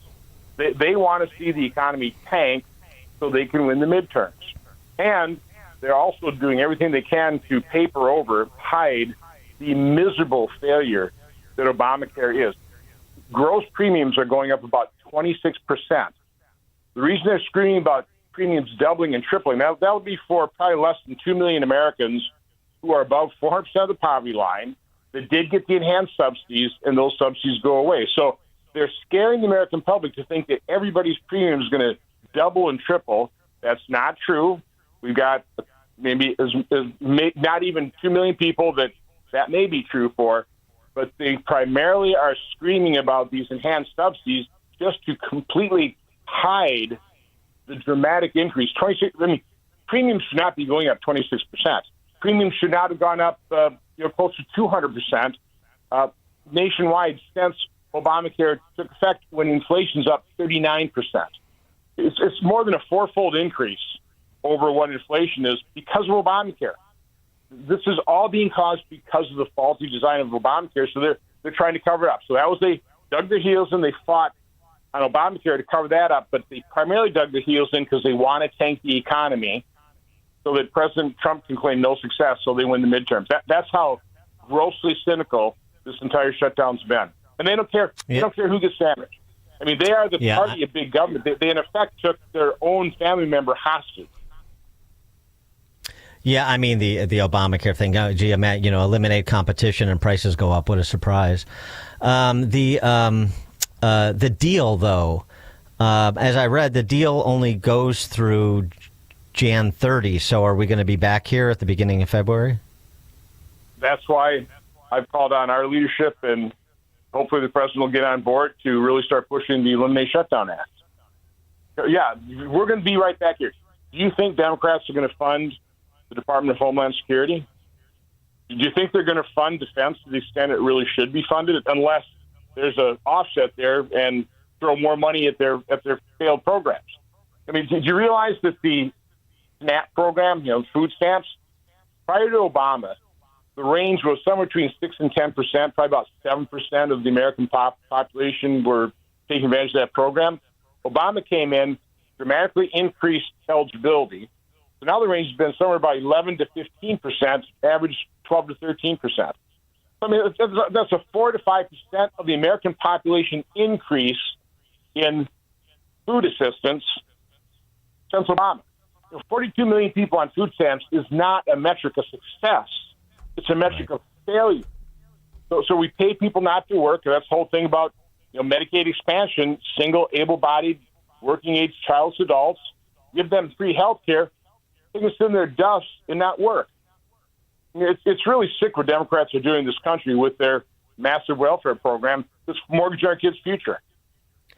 The just in terms of the terms of this deal. So the promise is Senate Majority Leader Thune promised to give to hold a vote on the enhanced subsidies and whether or not to extend them before the year's out, and also the promise was made to return to their jobs anybody who was riffed by Russ Vought over the last 40 days, in addition to back pay. Is that right? Yeah, I think that's what the administration conceded. I think there are just a few thousand anyway. Somebody in our caucus, I haven't verified this, said that Bill Clinton reduced the workforce by about 400,000 people during his administration. 400,000. So Trump, I heard the numbers about 4,000. Again, I don't know the exact numbers, but it's minuscule. Okay? You know how many Americans lose their jobs every month, every year? There's a great deal of churn in our economy. So again, this gets blown way out of proportion. So I think it's a mighty concession on the part of the administration. Get government back up and running, but it doesn't affect his authority once this continuing resolution runs out. But again, that's the whole point. What do we do on February 1st? But I mean, this is to kick the can down the road, no doubt about it. Okay, I mean, I get that, so I mean, this can be revisited because, I mean, to your point, there's a lot of culling of the federal of federal headcount. I don't mean to be cavalier about it, but it's just too big, too many people working for it. That needs to be done, and that should be done, and what you're saying can still be done. I think it's time to reintroduce reduce the federal workforce through Attrition Act. You don't have to fire anybody; just don't hire people. Reallocate them to where you need them. You literally reduce the workforce very quickly, particularly nowadays with a bunch of baby boomers in federal government as well. So just don't hire more people. Start reducing the federal workforce from that standpoint. But I've got a comment on this Obamacare enhanced subsidies, the extension of them. Yeah. Again, these were temporary. Democrats caused them to expire. But I think they've made a big mistake because this has allowed us to point out how destructive and what a miserably failed experiment Obamacare was. I held a hearing this week assessing the damage done by Obamacare. And, we had great witnesses. They talked about the consolidation of the industry. We've got a chart up there now. United Healthcare, their stock price is up 1,177% since Obamacare. We're just pouring billions of dollars into the insurance companies. They're making money hand over fist as their premiums are increasing. Medicaid expansion, that's crowding out disabled children out of services because providers get paid more for those single adults. And the Democrats' own witness, a mom from Madison, was a victim of Obamacare. She lost her employer-sponsored care because of Obamacare, had to sign up for her silver plan, $1,000 a month. Couldn't afford it, switched to a bronze plan with a $14,000 deductible. Her and her husband had to take on the $18,000 home equity line of credit to pay for medical bills. That was the Democrat witness. She was a victim of Obamacare. I mean, it's just unbelievable. So I think they've stepped in this. We're going to have the entire month to point out how destructive and what a miserably failed program Obamacare really is. I think they will live to regret making this a big issue. What is your position on extending those subsidies that were intentionally sunset after 2 years, so the Dems could have this very fight? But I mean, they were sold as being temporary because of exigent circumstances. Those circumstances no longer exist, so why should they be extended? Yeah, absolutely not. Okay, what we need to do is work to repair the damage done by Obamacare and transition to a system that works. Now, President Trump has exactly right. What you do is the billions you spend, give that to the American public to buy the health care plans they want. But we've got to give them the freedom to buy different kind of plans as opposed to the very prescriptive Obamacare policies, which have driven up the cost of health care. People don't realize we all want to cover people with pre-existing conditions. We should have used the existing high-risk pools, tweaked them, modify them. It would have cost minimal to do it. Instead, they outlawed those, they got rid of them, and then they forced the people on the individual exchanges, the 20-odd million people on there, to bear the full cost of covering people with pre-existing conditions. It was obviously going to fail. It did fail, but that wasn't the point of Obamacare for Democrats was to transition to a single-payer system. That's always been their game plan. They knew it wouldn't reduce premium costs. They knew it would skyrocket, but they figured that would create pressure for a single-payer system. You know, we've got to frustrate those plans because a single-payer system would be a disaster for this country. But before we let you go, you referenced it, but I wanted you to define it too, so people know and can contact their legislators to promote it too. But your Elimination of Shutdowns Act, how would that work? It's just simple. All it does is for any department that hasn't gotten appropriation before the end of the fiscal year, you just set up rolling 2-week continuing appropriations. No strings attached. You just do that. That'll give the appropriators time to find areas of agreement. For example, we already passed out of the Senate the military construction VA bill together with agriculture and I think the legislative branch. So those 3 appropriation bills we already passed. That's part of this part of this deal. I mean, that should be funded. Then you move on to the next appropriation bill. So again, there's all kinds of appropriation reform we should do. For example, 2-year appropriation bills would give us time to actually do this. Obviously, 12 appropriation bills aren't working. I've been here 15 years, 180 bills should have passed prior to the fiscal year, 6 have. It's a 96.7% failure rate. And that's why the appropriators are against my Eliminate Shutdown Act because it takes away their power. They won't have these shutdowns to utilize to spend more money we don't have. So, again, we need the Eliminate Shutdowns Act. That is the solution. Incredibly simple bill. It's a couple pages. Right, and when you do it on an annualized basis too, then you get to horse trade and you get to raise money off of what you're going to do or not do on annualized appropriation. So, of course, it's in the interest of the politicians and their reelections. Absolutely, it's a corrupt process. We have got to end that corrupt process. And by the way, if you put this Eliminate Shutdown Act as a referendum in the American public, it would probably pass 90% plus. The American people don't want to see this anymore. So start calling up the legislators, get behind Eliminate Shutdowns Act. He is Republican Senator Ron Johnson from Wisconsin. Of course, Senator Johnson, thank you as always. Appreciate it. Have a great day. You too. And Senator Johnson joined us on the Turnkey.pro answer line. This is the morning show more Chicago radio listeners are choosing. This is Chicago's Morning Answer on AM 560. The Answer. This is a special alert to all Americans who own a vehicle with less than 200,000 miles with an auto warranty about to expire or with no warranty coverage at all. Due to a decline in the economy, CarShield is announcing a low-cost month-to-month vehicle protection plan that is now available to the public to save any driver out-of-pocket expenses on future auto repairs. Call now to find out how you can pay almost nothing for covered auto repairs. Yes, you heard that correctly. Pay almost nothing for covered auto repairs. An open phone line has been established for all drivers to call for a free quick quote.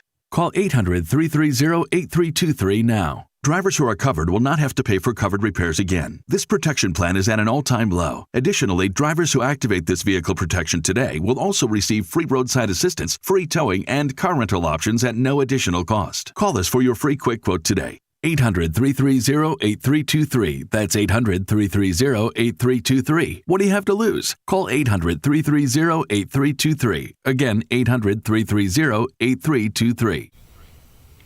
If you're drowning in debt, you need to call Team Hochberg, your trusted local lender, for a fresh start debt consolidation refinance. Today, meet Jordan, 47, married to Jackie, 43. Combined income, $260,000 a year. They live in a $600,000 home with their 3 kids. They called to pay off their credit card debt, high interest rate consumer loans, and 2 401k loans totaling more than $150,000. Team Hochberg loan officer Cindy Piazza helped Jordan and Jackie secure a fresh start debt consolidation refinance which saved them more than $1,000 a month. Let's review. Team Hochberg loan officer Cindy Piazza helped Jordan and Jackie consolidate their debt and eliminate their financial stress with a Team Hochberg Fresh Start debt consolidation refinance, saving them over $12,000 a year. Team Hochberg has helped thousands of AM 560 listeners, but they can't help you if you don't call 855-563-2843 or visit 56david.com. That number again, 855-563-2843. And the website you know and love, 56david.com. NMLS 1124061. Honey, what's for dinner? Honestly, nothing. Nothing? Why not? Because every time I need a pan, I have to unload half the kitchen first. It's like Jenga, but with casserole dishes. Exactly. And I always lose. At Forever Remodeling, we create kitchens that fit your life, not the other way around. From smart storage to stunning finishes, start cooking in a kitchen built just for you. Visit foreverremodeling.com. That's the number 4, everremodeling.com. Your ambition just met its match with Robinhood. Trade stocks and ETFs, options, futures, and crypto all on one platform. Get started today at Robinhood.com/yourmoney. Your money, your move. All investments involve risk, including loss of principal. Options, futures, and crypto trading carry significant risk and may not suit all investors. Securities offered through Robinhood Financial LLC, member SIPC. Futures trading is offered by Robinhood Derivatives LLC, not FDIC or SIPC protected. Crypto offered through Robinhood Crypto LLC, NMLS ID 1702840, not FDIC or SIPC protected. Portfolio management offered by Robinhood Strategies, an SEC registered advisor. This is the time of the year most of us are checking off our holiday gift list. Identity thieves have lists too, and your personal information might be on that list. Protect your identity with LifeLock. LifeLock monitors hundreds of millions of data points every single second and alerts you to the threats you could miss yourself. If your identity is stolen, your own U.S.-based restoration specialist is going to work to fix it, guaranteed, or your money back. Make this season about joy, not identity theft, with LifeLock. Save up to 40% off your first year at LifeLock.com with the promo code BECK. Terms apply. Are you prepared for the Illinois state tax? If your estate is worth over $4 million, your heirs could face a tax bill of up to 16% when you pass. Financial advisor Scott Tucker and the team at Scott Tucker Solutions can show you ways to potentially reduce or even eliminate that burden. One strategy is to start gifting assets during your lifetime to lower the taxable value of your estate. Another option is setting up irrevocable trusts, which can shield wealth from estate taxes. Charitable donations and life insurance policies can also be smart tools to offset tax liabilities. Call Scott Tucker and the Scott Tucker Solutions team now, 847-474-3888, or go to 560retirement.com. That's 847-474-3888, or go to 560retirement.com. Investment advisory services made available through AE Wealth Management, LLC, a registered investment advisor. Firm may not give tax advice. AM 560, The Answer.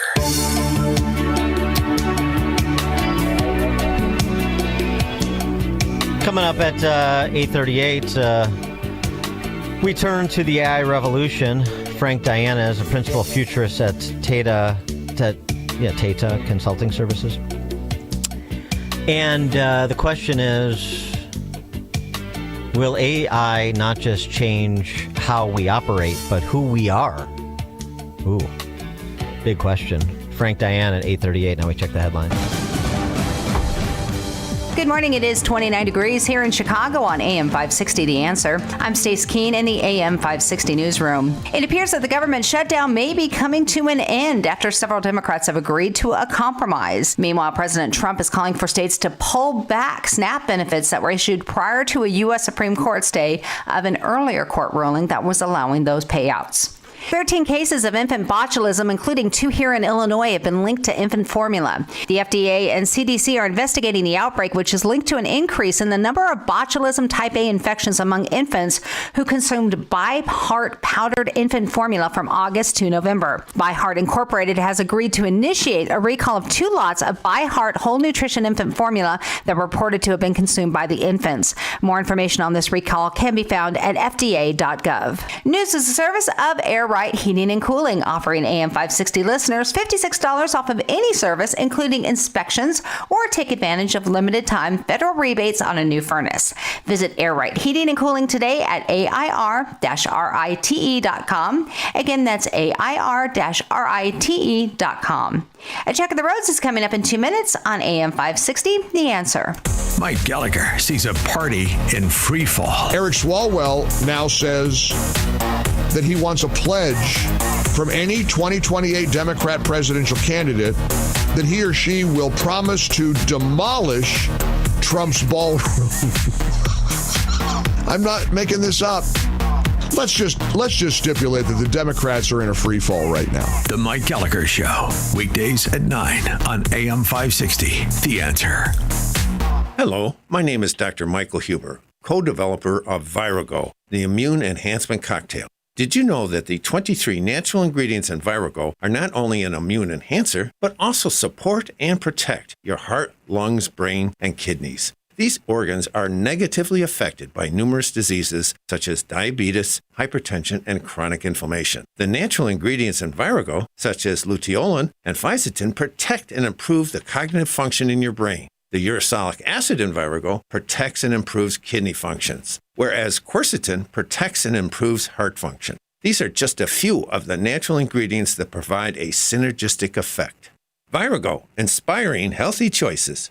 Boost your immune system with Virago. Order your bottle of Virago today. Order online at myvirago.com and use coupon code IMMUNE to save 30%. Maha and Virago, making America healthy again. Did the Protestant Reformation suffer a premature death? Absolutely, argues the riveting book, Reviving the Reformation by Dr. Daniel Lang. The book of Acts chapter 21 verse 20 reports that myriads or tens of thousands of Jewish believers dwelled in Jerusalem, and they were all zealous for the Torah. Their leaders were guiding the early Messianic faith. 40 years after the death of Jesus, however, the Jews revolted against Rome. This rebellion caused a Roman hammer to crush Israel, destroying the temple and Jerusalem. Following this devastation, the leadership of the Jerusalem church fell into other hands. Reviving the Reformation recovers the lost first-century Messianic faith. It answers the most difficult questions that some dare not ask about traditional Christianity. Buy Reviving the Reformation on Amazon. For a deep discount, purchase the book securely from the author at revivingthereformation.com. That's revivingthereformation.com. And like Reviving the Reformation on Facebook. With biblical faith fading fast in Western culture, now is the time to restore the truth by reviving the Reformation. From darkness to divine light, the Sag Bridge Mission Society brings you an engaging evening with author and evangelist Zachary King, a former high wizard Satanist who experienced a powerful conversion through the Blessed Mother and miraculous journey to Catholicism. Mr. King will teach how spiritual influences in modern culture can open doors to darkness and how to protect your family. Register now at sagbridgemissonsociety.org for one of 3 talks, Friday, November 21st at 7 p.m. for adults, Saturday, November 22nd at 7 p.m. for teens, and Sunday, November 23rd also at 7 p.m. Hosted by Anchor Young Adults Group for ages 20 to 35. All talks will be held at Sag Hall located at 100-600 Archer Avenue in Lamont, Illinois, near the corner of Route 83 and Archer Avenue. There's no charge for admission, but seating is limited, so register now. Visit sagbridgemissonsociety.org. This hourly segment is brought to you by The Real Story with Jeannie Ives, powered by Breakthrough Ideas. Sunday evening at 7 on AM 560 The Answer. Taking a look at the roads from the Team Hochberg Traffic Center, I'm Sue Aller. The weather is really causing a mess on the roads. On the Bishop Ford outbound at Dalton Avenue, a collision, 2 crashes on 57, both outbound. The first one is at 103rd Street, and the second one takes out the left lane at Sibley Boulevard. Then 2 left lanes are down on 8094 westbound at Torrance Avenue, with another wreck. Northbound Lakeshore Drive completely jammed into Hollywood Avenue, and the Tri-State northbound is just stop and go as you approach the Eisenhower. And it's 25 minutes on the Eisenhower both ways from the old post office to Wolf. This report is sponsored by Straight Talk Wireless. Don't let data limits hold you back from being the gift master in the family group chat. Switch to Straight Talk Wireless and get real unlimited data on Verizon's 5G network. Straight Talk, available at straighttalk.com or Walmart. Chicago's Morning Answer continues next, but now a check of your forecast from the National Weather Service. Today, expect a snow shower in the morning with clouds clearing for some sunshine later on. It'll be windy and cold, so brace yourself for a slow morning commute, especially in northern Indiana where heavier snow is predicted. The high will reach 36 degrees. Tonight will be partly cloudy and cold with a low of 27. I'm meteorologist Jason Caterina on AM 560, The Answer. Get the latest weather, traffic, and news updates online at 560theanswer.com. Now, from the Signature Bank Studios. If you're looking for the latest news, insight into what it means, and the sharpest opinion, there's only one station in Chicago where you can turn, and it's this one. We're AM 560, The Answer. Top of the morning, Dan Proft here. State Senator from Texas, a guy named Roland Gutierrez, got the attention of one Elon Musk, the world's richest man. How did he do that? Well, by playing Class MD politics with Musk's recently approved compensation package at Tesla, which if he hits his marks, and Tesla, more importantly, hits the company's marks, he could be pretty nearly the $1 trillion man. Here's the state legislator from Texas critiquing that. On my way to Austin today, and I passed by the Tesla plant, Elon Musk is about to become a trillionaire on the backs of the American taxpayer.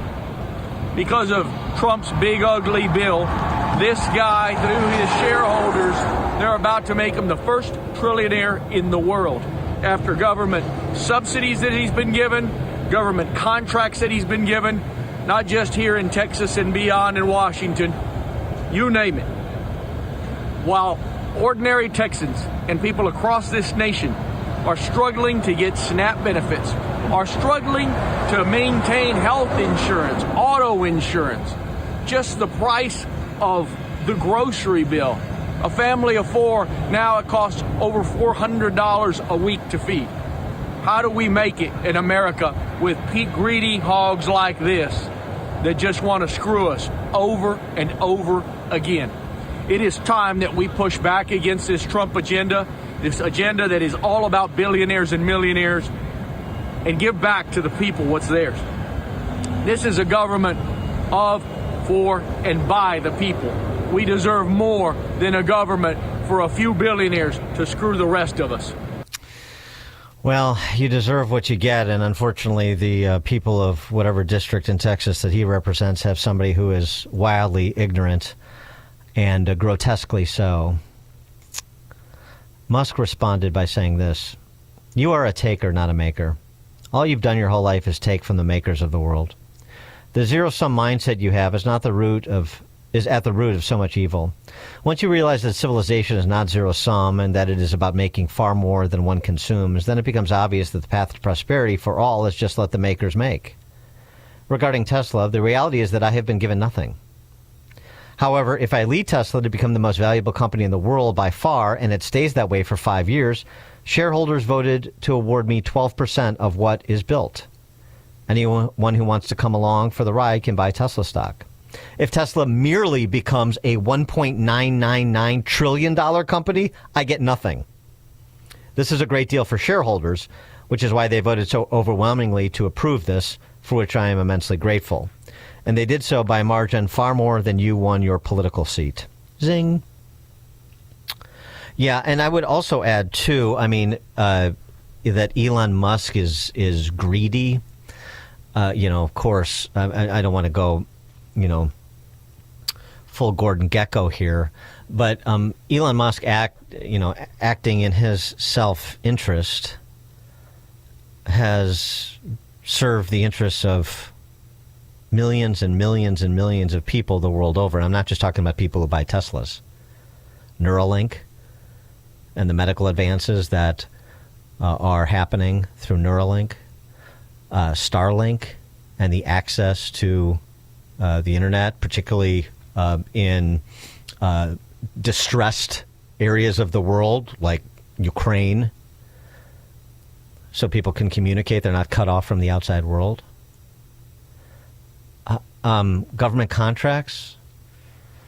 You mean like the contracts with NASA, such that Elon Musk saved those stranded astronauts? Was that greed? And by the way, of course, some of those government contracts predate the Trump administration and persisted through the Biden administration.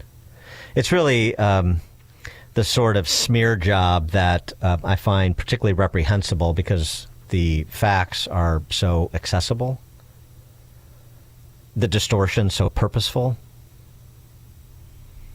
It's sort of the disgraceful conduct in our politics that turns so many people off of it.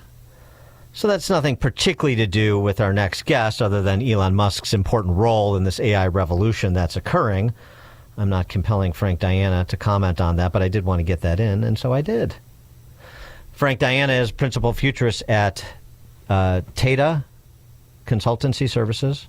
He writes at frankdiana.net. Frank, thanks for joining us. Appreciate it. Yeah, thanks for having me back again. So with respect to the ambient city, I posed this question to tease our discussion, so I'm going to let you get right into it. I read your piece about the ambient city that may be forthcoming. Very interesting. But the sort of question is AI a technological revolution that won't just change how we operate, but will change the human being's very existence? And you sort of developed a framework to think about that, and I wanted to get your perspective. Well, thanks for positioning it that way. Yeah, it's a framework that really looks at the various what we'll call general purpose technologies of history, electricity, steam engine, printing press being some examples of those, and how they evolved over years. But the evolution seems fairly consistent in terms of progressing from a current state, which we find ourselves in today, to ultimately changing the systems of our world. And this obviously happened throughout the various centuries. And so the question becomes, is artificial intelligence likely to become one of those general purpose technologies? And if it does, do we have a framework to think about how it evolves? And so the ambient city is an example of just one place that changes fundamentally if AI brings intelligence to the city in ways that alter mobility, alter energy, alter how we learn in a given city. Those are all dynamics that are already in play, and it's just a function of just how far AI goes. Well, I mean, give us the progression, too, so we think about it, with references to perhaps the world that we're familiar with, even if we didn't live in it, and the world we are familiar with that we're living in. So what preceded where we are today and what's coming with AI? Because there's sort of stages to it. Yes, exactly. And so if we use electricity as that example, in the current state, the factories of that era, let's just talk, early industrial revolution, were run by a steam engine, and there was a central shaft that all the machines were attached to. And when electricity came around, the first instinct was to just replace the steam engine and gain some efficiencies. So we'll call that a point solution, that where electricity is applied, but not in ways that changes anything.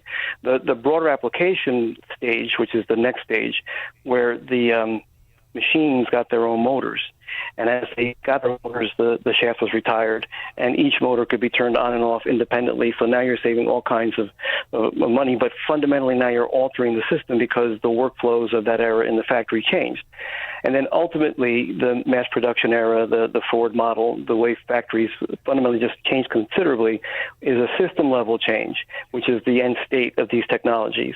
So if we apply that kind of frame and we view today's world, let's just say the city is really an assisted city, it's still pretty static. The knowledge and intelligence in that city is very siloed.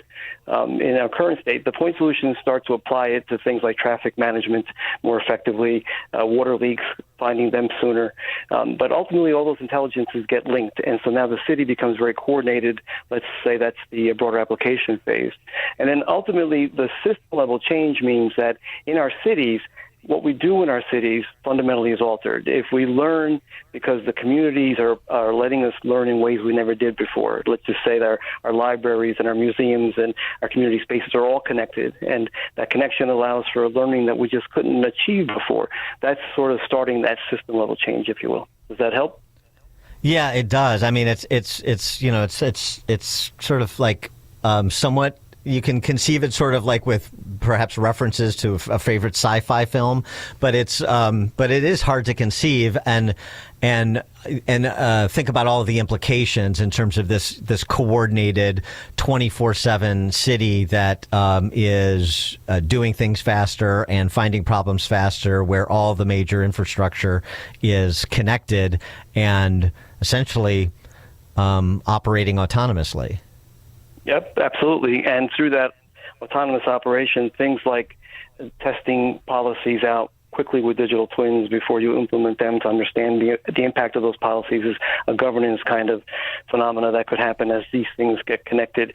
Think in terms of crises and events that happen that maybe we can understand before they happen, and the response is much better as a result. All those things are things that can happen if these intelligences connect. Yeah, and so and there's political questions to this too, in terms of people that are open to adoption versus people that are resistant to adoption, because this might have impact, for example, on, I don't know, the 30,000 people that work for the city of Chicago, if you don't need 30,000 people working for the city of Chicago and the union contracts and so on and so forth. But just from a technological perspective, is this something that is a matter of a handful of years in the offing, potentially? One more time, say that again. Is what you're describing, the ambient city, is this something that could be in the offing from a technological perspective solely somewhere in the relatively near term? Oh, absolutely. There are places around the world that are already implementing aspects of this in sort of their smart city agendas. I've talked to some of them very recently, actually. And so a lot of this is already in flight. Now, it's all groundbreaking. It's all new. So there's a learning that's happening as these cities attempt this. But, interesting things like how tourism might change. There are places in the world that see a loss of culture as the younger generations think a little bit differently. And so these cities even try to bake in retaining culture. As you walk down a city street, the buildings of that city talk to you about their history. Or you walk through, a religious facility, and it talks to you about the religion of that time. And so, think about how these things. So I walk past the Biograph Theater in Chicago, and the theater tells me this is where John Dillinger was killed. Yeah, you get all of that sort of history. So think about that. That's an example of ambient learning. Right? Learning is surrounding you as opposed to institutional-based, education-based learning. And if that plays out, then the question of how do we become as humans, what is learning or what is education in a world where anything you could ever imagine is there for you, right? You can just get that knowledge walking through the streets. Absolutely. And so the power behind this, right? So the power to fuel the technology in this AI revolution. So the more I'm reading about this, the more it's like, we're talking so much about these huge data centers that are being built and suburban sprawls, and they need to be near water, and these cities that are being stood up in small town Oregon and elsewhere where they have land that's accessible, that's close to water, and you have these boom towns essentially springing up right now where Amazon and other and AI companies are building. But then I read like Teslas. What happens if you've got tens of millions of Teslas sitting in driveways, like at a car lot, with 1 kilowatt of inference capability each? String them together while parked. Suddenly, you're running 100 gigawatts of distributed AI processing. The whole point about Teslas not being a car but being a robot, and that capacity. George Gilder wrote a piece in the Wall Street Journal last week, and George Gilder's been writing about technology for half a century. That the data centers are not, they're almost, he basically is suggesting they're going to be obsolete in the very near term while they're under construction, because we're going to move to microchips that are like wafer size and small, like data modules, not the need for these massive centers. Is how fast the technology is moving, even on the infrastructure piece of it, in terms of what we're going to need and how it's going to be delivered? Yeah, it's definitely moving fast. And that example that you gave in terms of the cars providing energy is, I keep using the term ambient, but that's the point. Ambient energy, which basically says energy surrounds us and is available to us in different ways that we're accustomed to. But it doesn't mean that there isn't sort of a transition period where there's bumps in the road, right? I mean, we still have these massive data centers that are being built, and they're still going to draw on all kinds of energy to fuel this AI revolution. And so, there's still a problem area here at some point while we build this ambient energy capability. So I think what you described is spot on, and the technology is going to be there, and it's there at some level, but it's going to take some time.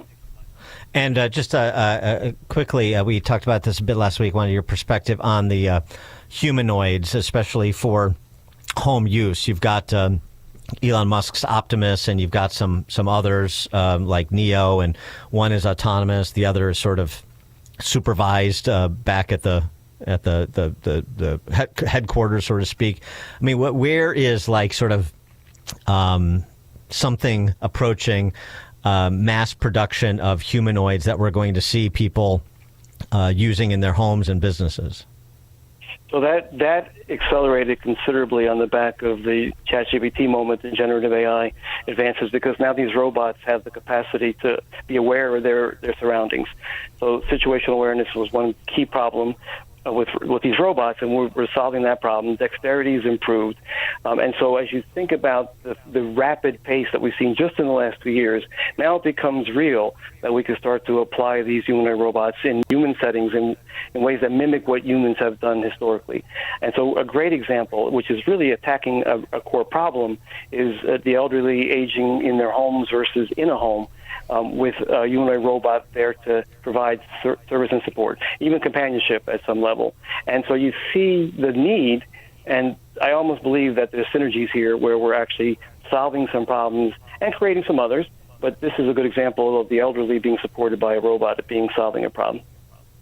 Frank Diana is principal futurist at Tata Consultancy Services. He writes at frankdiana.net, frankdiana.net. Frank, thanks so much for joining us. Appreciate your time. Thanks for having me back. And he joined us on the Turnkey.pro answer line. This is Chicago's Morning Answer. Your show keeps me alive during the week. There's nobody I'd rather listen to between 5 and 9 in the morning than you guys. On AM 560, The Answer. Hi, this is Sean Thompson. When you take your grandkids to Disney, do they know what's in your investment portfolio? Do they even care? They're busy having a great time, and you're busy making memories.